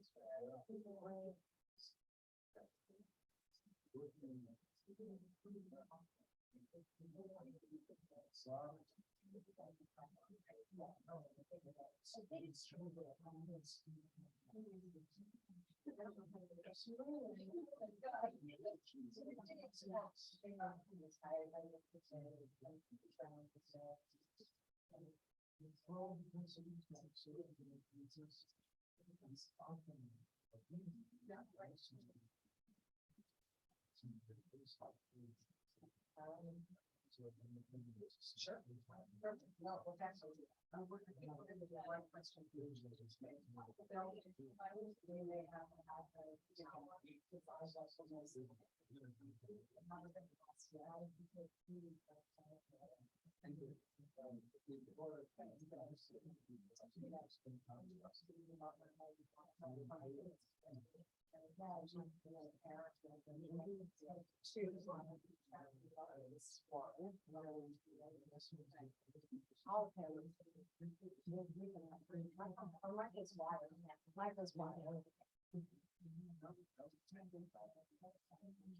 You guys, we're reconvening, so I can tell you're having good discussions, but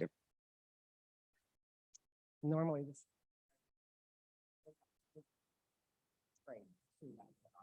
A taster.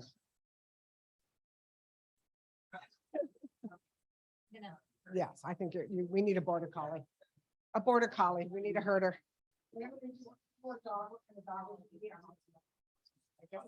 Hurting people. Yes. Oh, yeah, same thing.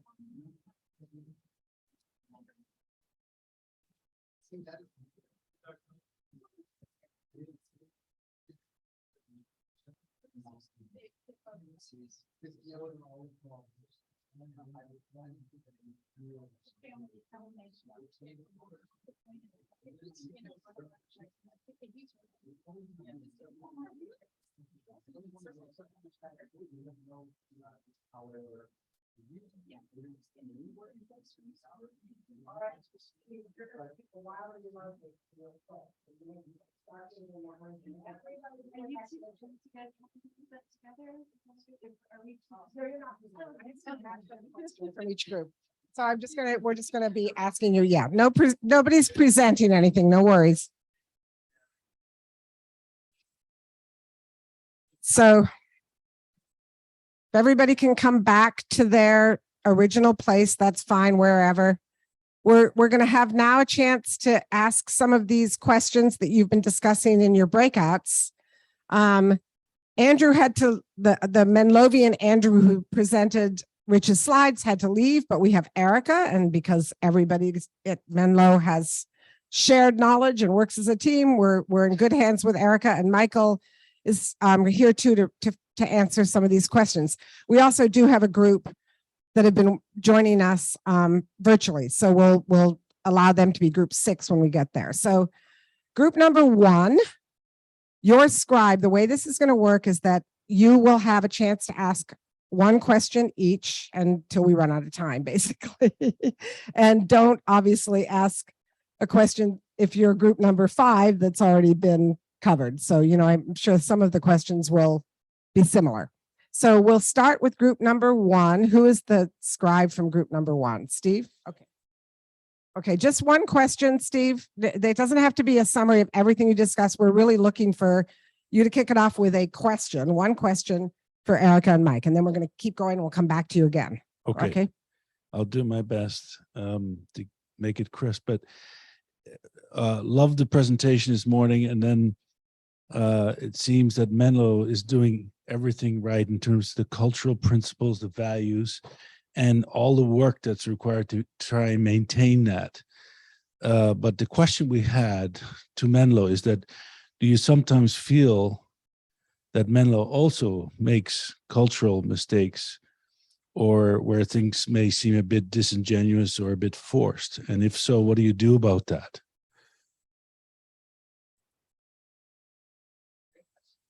Can you all hear me in the back? Okay, now it's on. So I left this slide up because I heard a lot of discussion around building an intentional culture and what does that actually mean? And in that last point where it says aligns with 3 key perspectives, outside perception, world's outside perception matches the organization's internal reality. And when Andrew mentioned that our ability to run tours is really helpful because it keeps us accountable, it's because people are walking around our building and walking around our office, watching people working and saying, is it true? Is what you wrote in the books true? And they'll ask people to walk up and they'll say, hey, do they really get a review that way?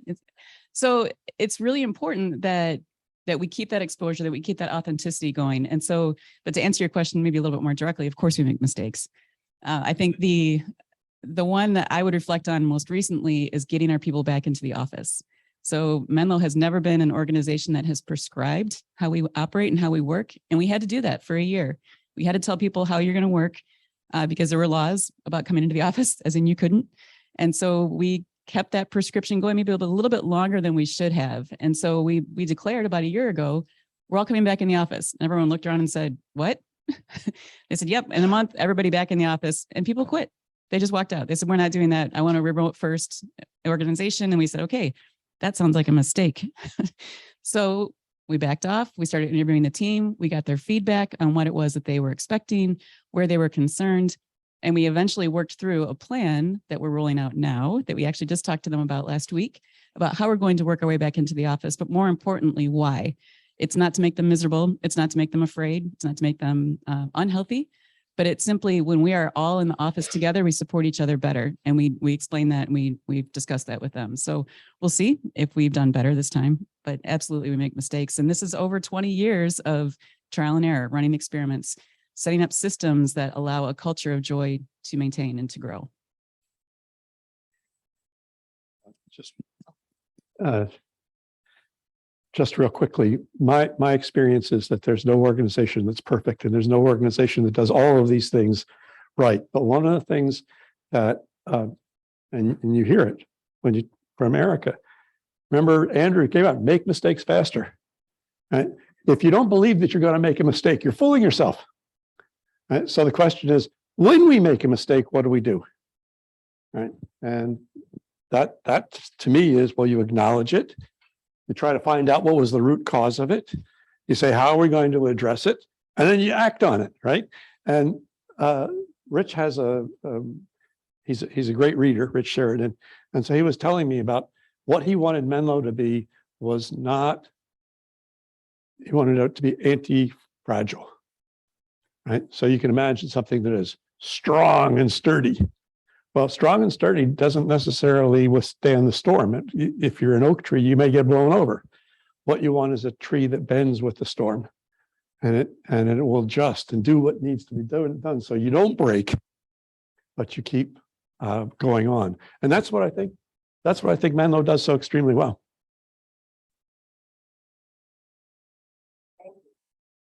One quick story about mistakes that relates to an R&D group that I was part of in Flagstaff, Arizona, when I first joined Gore. And we were developing a new business for Gore in medical devices. This is a company that made Gore-Tex rain jackets and electronic products and was mostly in Delaware at the time. Lots of people who'd come from DuPont, pretty different culture. Though Bill Gore had a real strong intentional culture from the minute he started the company.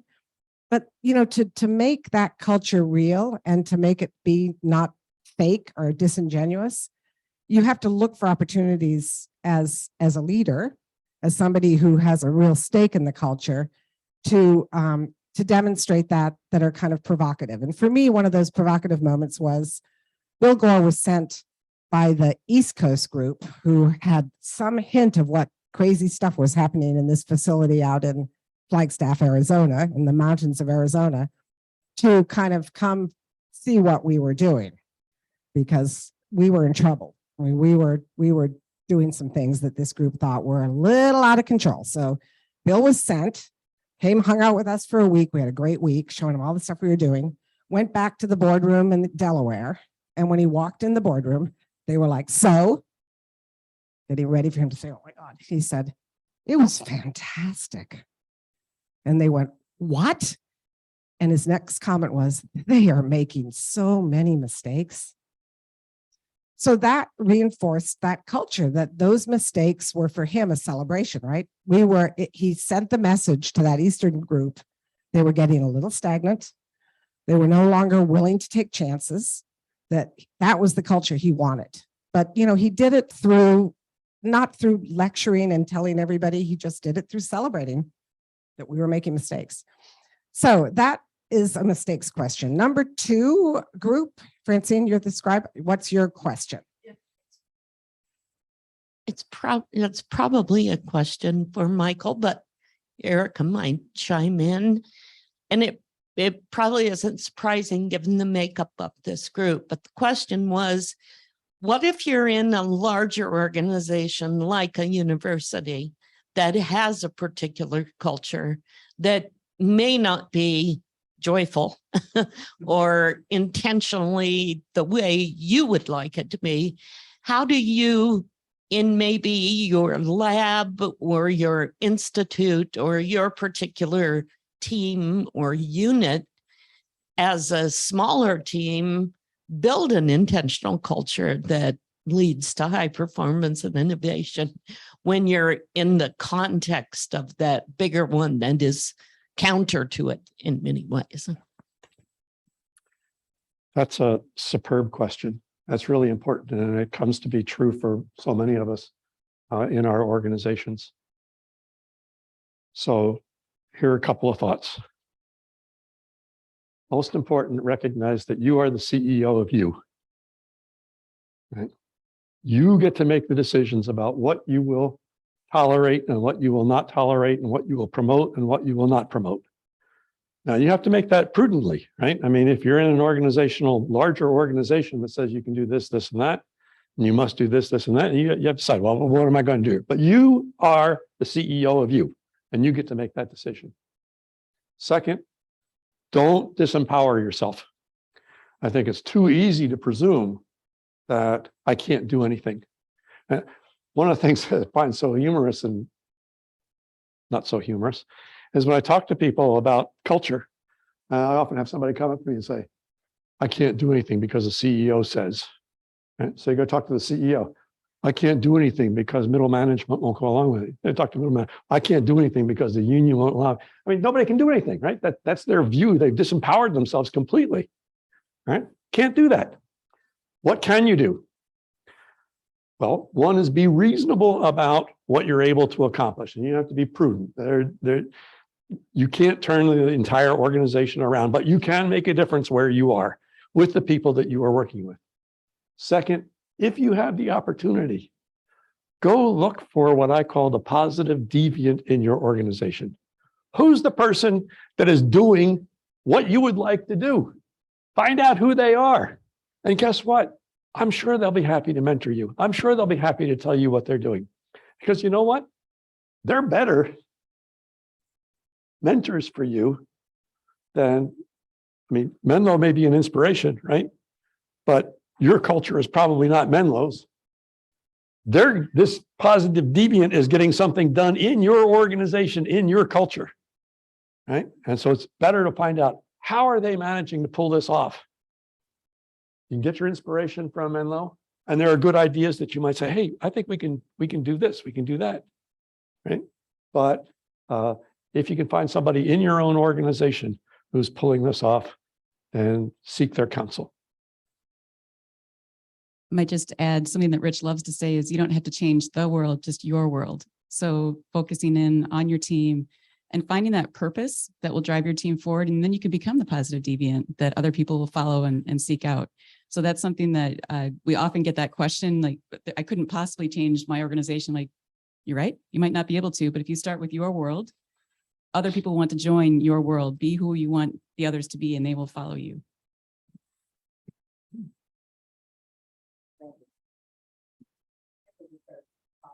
Audience in this room from my experience, but I won't call you out.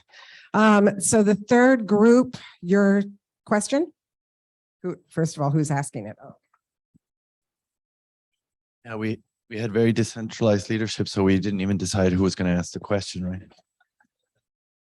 We spent some time talking about the mechanics of promotion and also the shadow of the leadership. And with mechanics of promotion, it came up, this concept of the university is so different, and a lot of our companies are starting there. So we kind of addressed that, but maybe we could touch a little bit on, well, what do you do when you have fixed positions that you can't really move people up in, and how do you reward them? And with the shadow of the leadership, at which point did Bill at Gore or James and Richard at Menlo, their vision become automatic? Like they didn't need to always be emulating what they desired, and it went on its self-operation. Like, or are they still have to be there to keep setting that vision out? I'll start with the last part of that question. And, how does that vision transcend? And it's through stories. So a title on Rich's business card is Chief Storyteller, and the team gave him that because of his ability to tell stories. And stories are a great way to pass that knowledge down, to pass that vision down, the purpose. We all have stories in our organization. Some are good, some are bad. So I'd say focus on the good ones.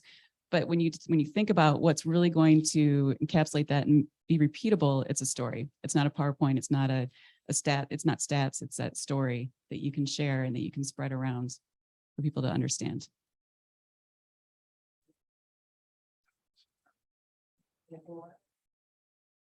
Remind me of the first part of the question. How do you reward people or allow them to move up when positions are fixed? Yeah, excellent. So we like to point out too that leadership can happen from anywhere, and people's individual rewards aren't always financial. Sometimes it's recognition amongst your peers. Sometimes it's the ability to get things done. So when you're leading a team without a title and your ability to influence people is critical. So we had some resources up about how we train our team to influence each other, because it's not hierarchical. We're a very flat organization. And so cultivating that leadership, if that's something that someone wants, but then also giving them interesting work to do. So when we are promoting people and moving their level up, we are looking for their abilities. That's leadership. So we're also looking for their abilities to demonstrate those critical behaviors that are supporting the culture. And those critical behaviors may not necessarily be on a performance appraisal. I know those are tough. We don't do annual reviews, the dreaded performance appraisal. We're all year, you're telling everybody teamwork, and then here's your individual performance appraisal. And it's not very helpful. But for us, it's really identifying those leadership behaviors, helping them understand how their behavior is contributing to the purpose of the organization. So those are not necessarily financial rewards. Those are not necessarily direct rewards, but for some people, for the right people, it works. I think that one of the default premises that we operate with about culture and about organizations is that fundamentally people don't want to work, and the only way you can make them work is to give them a good carrot or a stick, right? And so you say, well, let's give them more carrots. Let's give them more carrots. Let's give them more carrots. And I think that really diminishes the sense of a human being that is at work, right? As Dan Pink says, we're treating people as though they were slower horses, right? Just keep giving them carrots and trying to make them go faster. People want to be recognized for what they can contribute to the success of the organization. I think that's really and truly the case.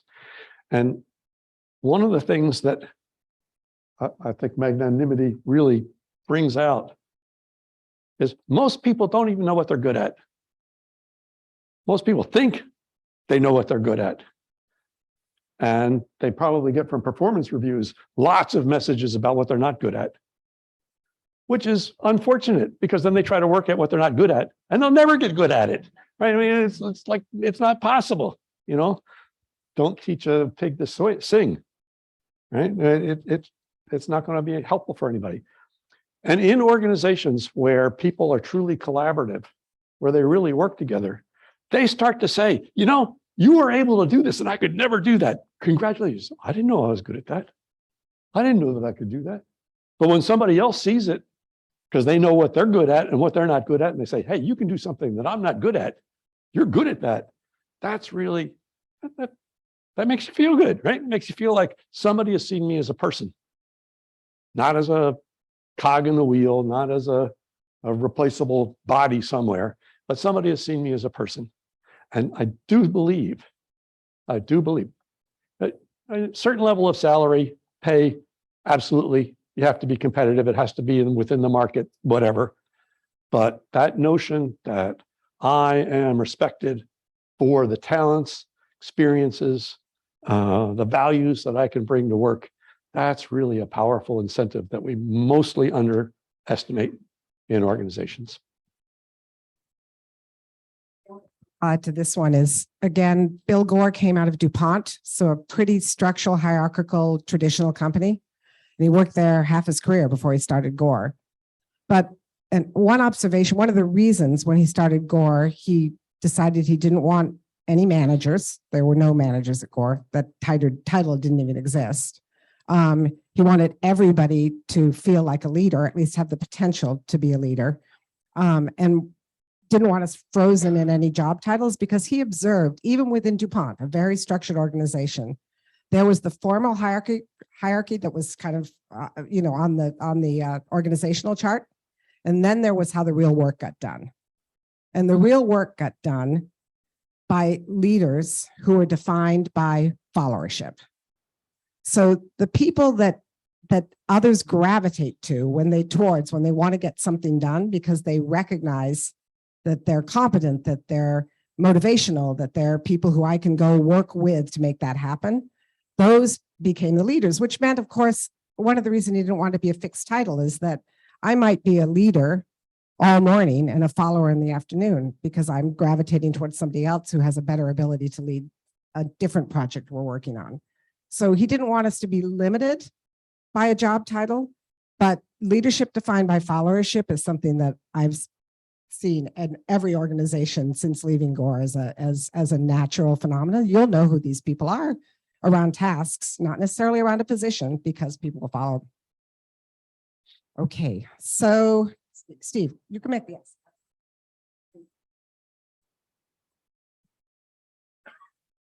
So we all talk about leadership, but it's also about service. Because if you're a leader and you serve the other team, what I try to instill is that everybody should serve and everybody should lead at the right time. Because so many times you see upper management absolutely unwilling to serve, and it's a sign of pride. Give them a rope and see when they hang themselves. Yeah. That's kind of the opposite to what you want to achieve in a culture, I think. Yeah, and serve to me is kind of like that there's times when you need to step in also and follow, right? Even if you're a strong leader in other ways. My first performance review at Gore, Bob Gore gave to me, and he said to me, Jeannie, I'm getting really good reports in your leadership. It seems like a lot of people want to follow you places. You suck at following. You really need to work on that. And that has stuck with me my whole career, and I'm still working on it. But I mean, that was just reinforcing that culture, right? All right, number 4. Are we at number 4, I think? Yeah, so we also very much enjoyed the talks this morning, and our question was something that might be relevant to this group, I think most of whom are part of smaller enterprises or startups. And it's kind of about the dynamics of culture. So Jeannie has given a few times the example of Bill Gore, who came in with a mission and a vision and a culture, but not all startups necessarily start that way. So the question is, presumably culture is to some degree dynamic. It changes over time as conditions change, as the company changes in size. So the question is really is like, when do you do these culture checks and decide, whether your culture is still appropriate, and how dynamic can it or maybe should it be?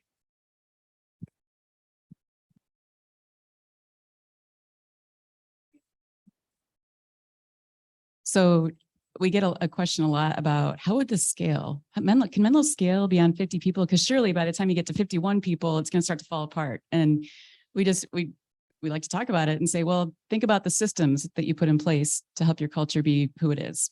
And those systems need to be repeatable. They need to be well understood. And as Andrew mentioned this morning, they need to be systems that your team runs to in times of crisis. So if it's a system that's kind of forced and it's a PowerPoint that you're following and everyone has to behave a certain way, but then when it hits the fan and everybody kind of runs and says, oh, I'm going to just do my own thing, you'll observe that, you'll see that. And it's something that we work hard on, and it's something that was difficult to monitor during the pandemic when we all were remote, and we started wondering, wait a minute, we're not quite seeing the collaboration we want to see. We're not quite seeing the, what's going on, starting to ask those questions around why these things aren't happening the way they were. Why are people maybe arguing a little bit more than they typically do? The good news is we know when they argue because they're paired and we can see them arguing. But yeah, I would say it's the systems and the structure that you put in place that are important, and that those can scale and that they're repeatable. The team often comes up with those systems and those practices. So you saw the HR board, and the sticky notes had, so I can go back to that. The sticky notes had descriptions of what people were working on. Sorry to the at-home people. Maybe we didn't talk about it. Maybe I'm making this up. Okay, did I get back? Okay. So this is an example of one of the systems that maybe struggled a little bit during the pandemic, and that was the level reviews. How do we get people up for level reviews without making it a formal performance appraisal? So this actually had a digital form, but also a sticky note form. So this is the board that he was talking about. If you're in a certain square, you're all making the same hourly rate, whether you're a high-tech anthropologist, whether you're a project manager, you're all making the same hourly rate. And the only way that you get your sticky moved up into a higher rate is if the team says, we think you're ready to move up. And we have a session where we give you feedback, we share with you what this means, and then we move your sticky note up. So during the pandemic, it wasn't quite as obvious what was happening with people, and if they were performing it at the right level. It was just what their exposure was in client meetings or with their pair partner, and their pair partners do switch every week. So there's a little bit of context there. but we weren't really seeing that explicitly. And so the team actually set up a more formal structure for this. And we set up a project, because things at Menlo really fall well into our systems like project management. And so we set up a system for them to be reviewed on a regular basis. So we had a list of people, we had story cards, we had the team sharing this practice. So you had 2 Menlonians, maybe unrelated to the situation at hand, pulling that review together and that feedback session together for the individual. And they would bring their peers together. So again, it's more formal structure than before. It was happening more organically. So out of that then came additional communication to the team where they were writing down in their sticky note, hey, these are the things I'm working on. Help me figure out how to do better at this. So Chris is looking, CHUT, that's we have initials. Chris is saying, I'm working on being concise. So now a team member knows that when he's in a meeting or they're being paired with him and he's not concise and he rambles on, that they can help him and say, hey, you could probably be a little bit more concise, or here's how you might want to change how you're communicating. Letting others lead is something that he's working on. So again, putting that out there was something that came out of the pandemic so that there was something that we were able to talk about. We've firmed up the system further, even though it was starting to maybe fall apart a little bit because we're having a hard time observing others work. So now they're putting what they're working on out there. We've got more visibility into this. So it's just an example of a system, cultural system. So a couple of thoughts. It's always helpful if you have been able to be clear and articulate something, right? Here's our vision, here's our strategic vision, here's our strategic intent, here's our principles that we want to operate with, here are the values. The more that you've been intentional and have been able to articulate that, the better off you are. One of the things that, again, back to Bill Gore, one of the principles at Gore was fairness. Right? We try to be fair. Well, try was an important word in that statement, but I can't tell you how many times I would be in meetings at Gore where somebody would say, as we were moving along in a decision process, well, are we being fair? Right? So asking the question of the people participating in the activity at that particular time, is something that we've said that's important, is that operant right now? Right? Now, what does that do? I mean, whoever asked the question doesn't have to be the leader. It certainly wasn't at Gore. It would be lots of people. And the fairness question would always be, what do you mean? Fair to the associate, or fair to the associate's team, or fair to the customer, or fair? I mean, so then it gets expanded and then you have a discussion around that. The second piece, and what you just said, Erica, reminded me of it. I can't remember what Andrew had up on there, but the expression at Gore that I liked was, you get what you walk by. And that is, if somebody's doing something that is countercultural and you don't say anything about it, expect that there's going to be more and more and more countercultural stuff is going to happen because you're allowing that to take place. Now, you don't have to come down with a heavy hammer. You can come down with this kind of, hey, we want you to succeed. And by the way, what you're doing with this particular thing is not really the way we want to be. So you need to talk to, especially people who are new, who come in from other organizations, that they bring into your organization a very different culture than maybe what you want to have.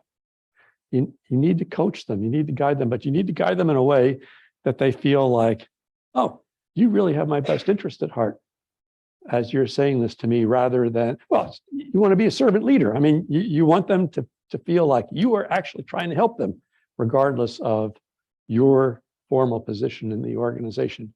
It's very, very hard to do, charitably. But when it's done well, it's extremely powerful.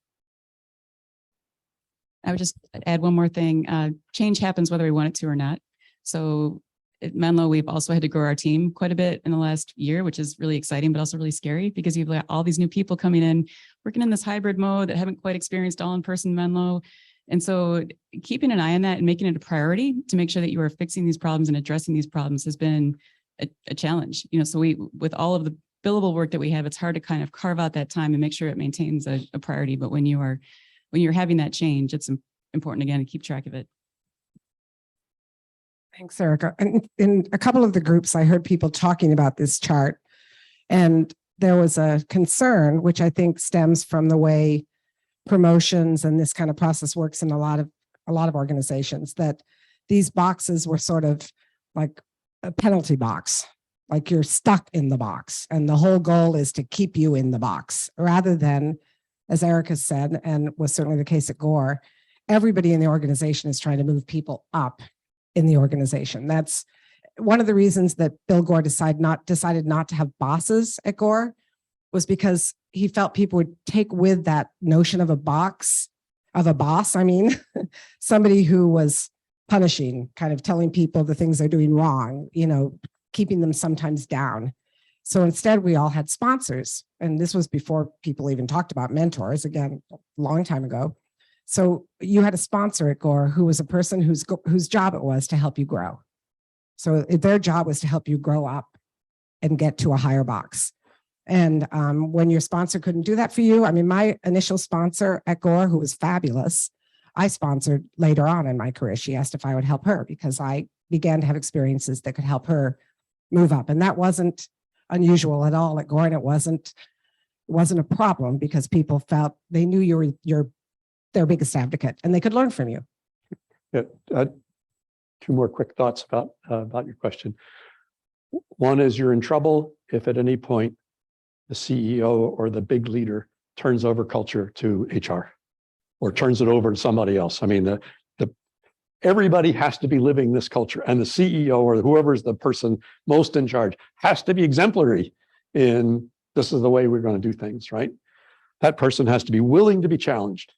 That person has to be willing to even ask the question, given these new circumstances that we're in right now, is our previous culture what we should be holding on to, right? So that person needs to be constantly asking the question of the organization. Does it still make sense?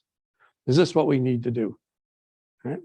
And I think that's key. Now, what I did experience at Gore often was, especially people who came in from the outside, they would say, oh, we are at a tipping point. We can no longer do this. We can no longer do that. We can no longer do this. We have to have job titles. We have to have this. We have to have that.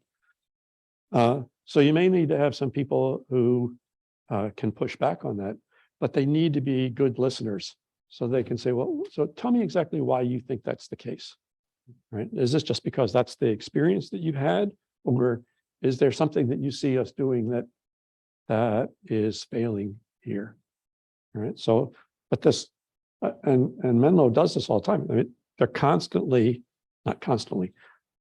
frequent discussions about why are we doing what we're doing and is it working, right?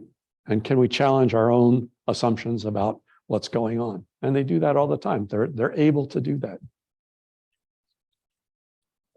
Let me just go to 5 first. Give them a chance. Hold that thought, Steve. Group number 5.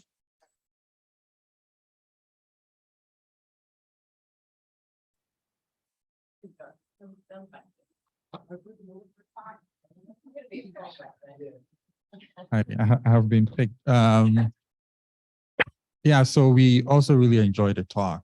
There was, I think a lot of the questions have already been raised, but there is this particular one that we discussed about whether there are times when a form of hierarchy is the best approach, or what are the times when a form of hierarchy would be the best approach. Is hierarchy in all forms all bad, or are there times when the best way to do things is a form of hierarchy, and what are those times?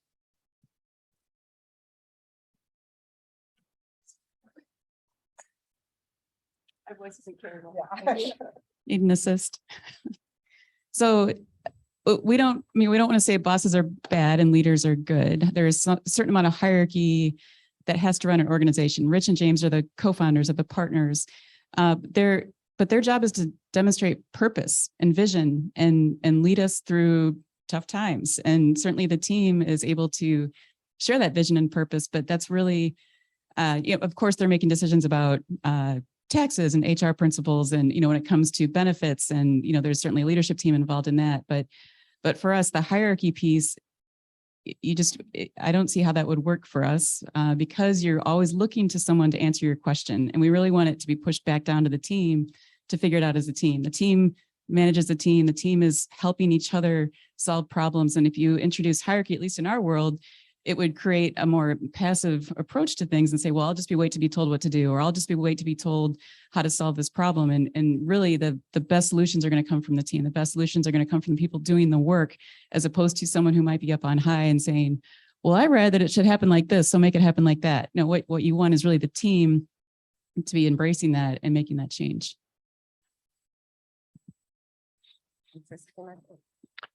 I can't hear some of the questions because of the travel. Oh, okay. So Well, and I'll chime in. This is about sort of the role of hierarchy. Is there a time when having a hierarchy makes sense? And I'm going to give an example of actually where I think that did happen at Gore as Gore got bigger. We're in a medical device company. We have to abide by FDA regulations. And Gore had a stellar reputation with the FDA, but we all know that requires an external facing sort of sense that things are under control. The FDA wouldn't come to Flagstaff and say, oh, it was great, they were making so many mistakes, right? That was not going to be a good review. So we had to develop external facing agreements about hierarchies. And it was not defined by job title, it was defined by competence, by activity. Often also sales associates would do the same things. As we got a big, you're negotiating a contract, a big government contract for, or a contract with a hospital or whatever. You have to go into those meetings with an understanding that somebody is going to be looked to be the authority, as if you're from a more traditional hierarchical company. So this is the external adaptations adaptations that Michael talked about in his model. You do those on a micro level by function as well and by activity, but it was always driven by activity, not by position, right?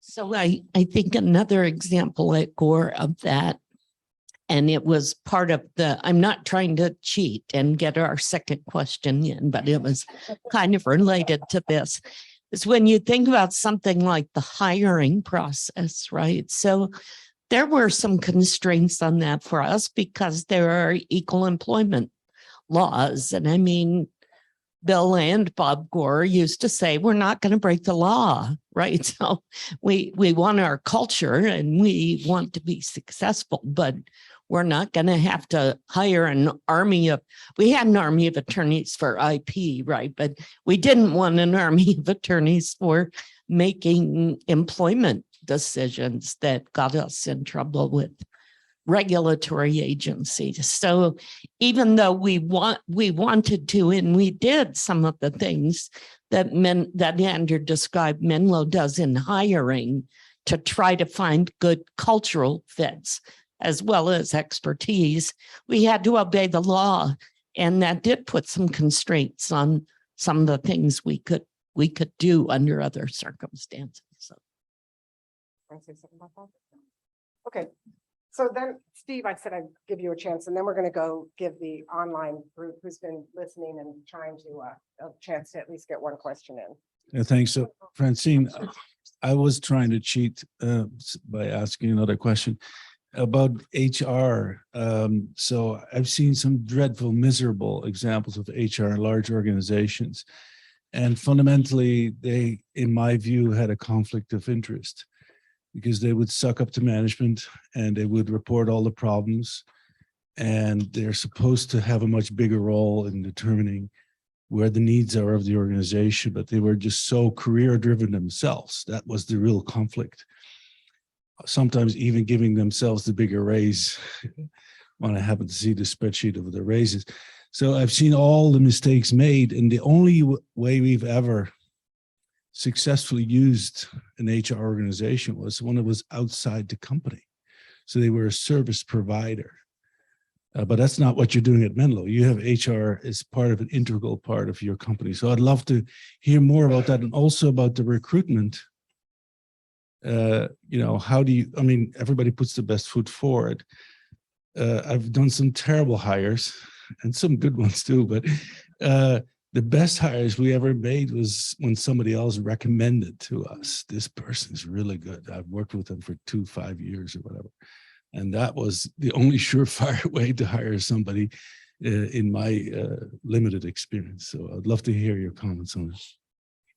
And we're down to our last 5 minutes, so we're like we're Noted. So I would just start maybe with a question, why do you think it worked when someone referred someone to you? And I'll answer my question. And that is probably because they knew your organization really well and could articulate it to someone and said, hey, I see the behaviors that you would want in your organization in this person. So it's also a great fit. So at Menlo, we actually don't look at resumes. We assume if you're applying for a software position, you might actually have coding skills. But what we're looking for in that initial interview, Andrew touched on a little bit, but we literally bring a group of people together, candidates together, and we start teaching our culture from the moment of first contact. I wonder if I have some pictures to show you. Go back. Got all these people in one big open room. Yeah. So we literally will pair candidates with each other, strangers. They've never met each other. And we give them a single piece of paper and a pencil. And we say, work on this exercise together. And your job is to make your pair partner look good. Let's see your collaboration skills. And they do look at us like we're crazy, but we do tell them beforehand, this is what they're going to be doing. They just don't believe us often. So you can see 2 candidates, one piece of paper, one pencil, working through an exercise together, and a Menlonian observing and looking literally for kindergarten skills. Can you work with another human being? Do not snatch the pencil away. People actually do that, even though we tell them not to. But that's again, looking for those collaboration skills. Are you able to work with someone else? Are you able to put your best foot forward and support them so that they don't look stupid, feel stupid, that you're a good pair partner?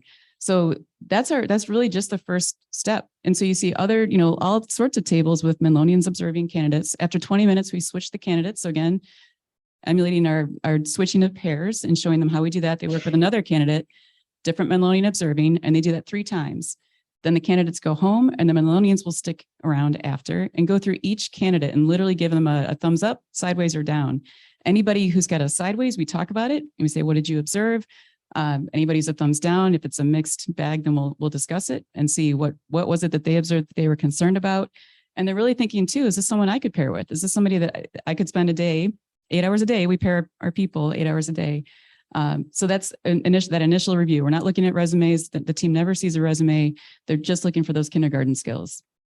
Then they're invited back for a 1-day paid trial. We do pay them, and there's a contract that they sign to protect IP. And they're pairing with one Menlonian in the morning, doing actual client billable work.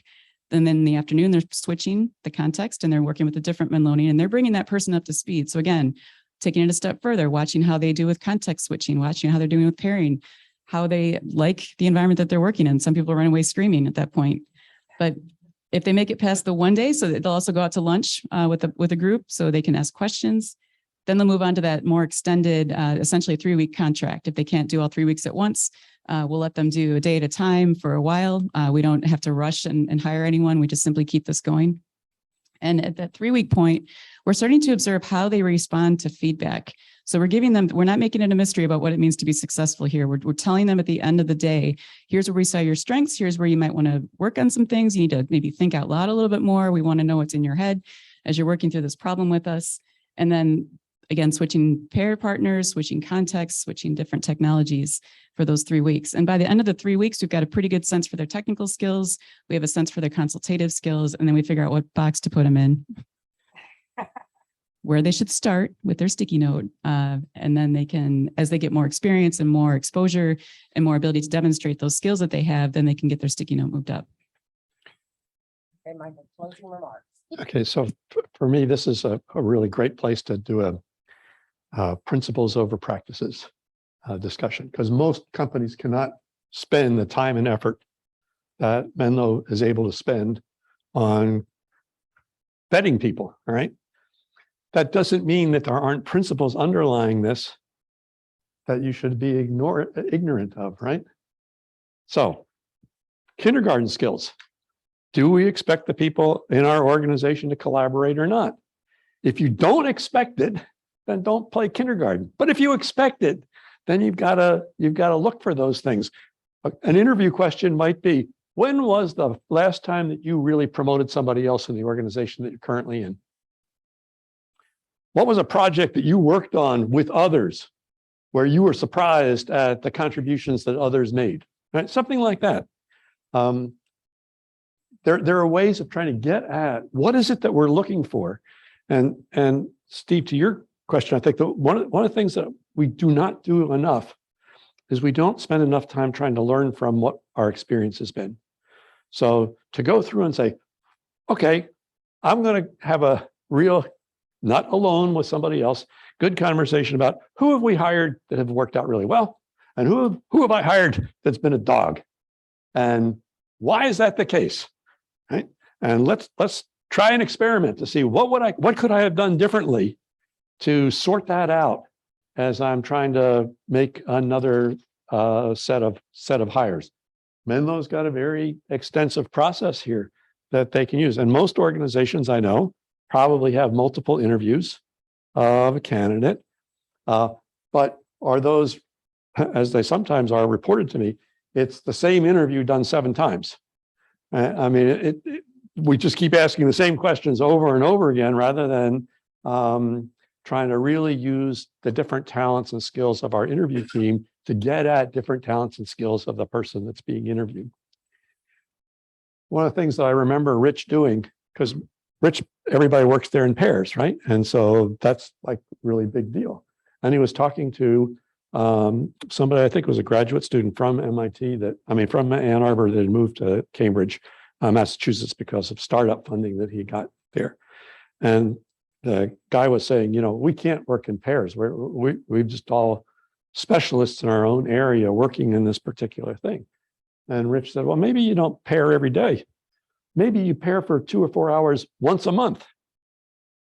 But that's a way of getting a perspective of somebody else at your place of work that gives you some sense of maybe there's a way I collaborate. Maybe there's something I need to know here. It's connecting the dots. It's this and that. So trying to figure out what are the fundamental principles that are underlying this interview practice at Menlo, and then how do I translate those principles into practices that make sense in my workplace? That's what I think you need to try to do. So obviously this is an ongoing conversation and a big topic. We're a resource center. I think I first want to thank Michael and Erica and Andrew in absentia and Rich for his efforts in putting together this presentation. Thank you very much. That was really great. And, as especially those of you who are really inspired to be intentional about a culture that you are now building as you're building other things. I know Greenmark's already taken the chance to go visit Menlo because they're local, and that Erica's mentioned is a place that's a resource that could be available to anyone who wants to learn more about what they do. Dominic had mentioned even the design elements of what they do, going to a customer to design a product. Sound like a good idea for a surgical device? There's things even independent of the culture specific that I think could be interesting for some of you. Michael's a resource as well. You now know him, and he doesn't live here, but he lives on the internet with everybody else. So that's another resource for you. So as this is just another aspect that wouldn't necessarily typically be part of a scientific grant to develop a product that we think can be very critical to your success when you go out to make these products successful in the marketplace. So thank you. And I'm going to hand the microphone to my sponsor, Mitsumi, not my boss, to let people know what their marching orders are for the rest of the day, because I'm not sure I know. She knows more than I do. Thank you, everybody, for that great conversation. And thank you again to the speakers, Michael and Erica. So next up, we have lunch. It's a little bit of an early lunch, but there will be lunch available in the Huron room right around the corner. And for those of you that are staying for the 12 p.m. GLP certification, that will be back in this room at 12. Anything else I missed? No? Great. All right. Well, thank you again. Everybody.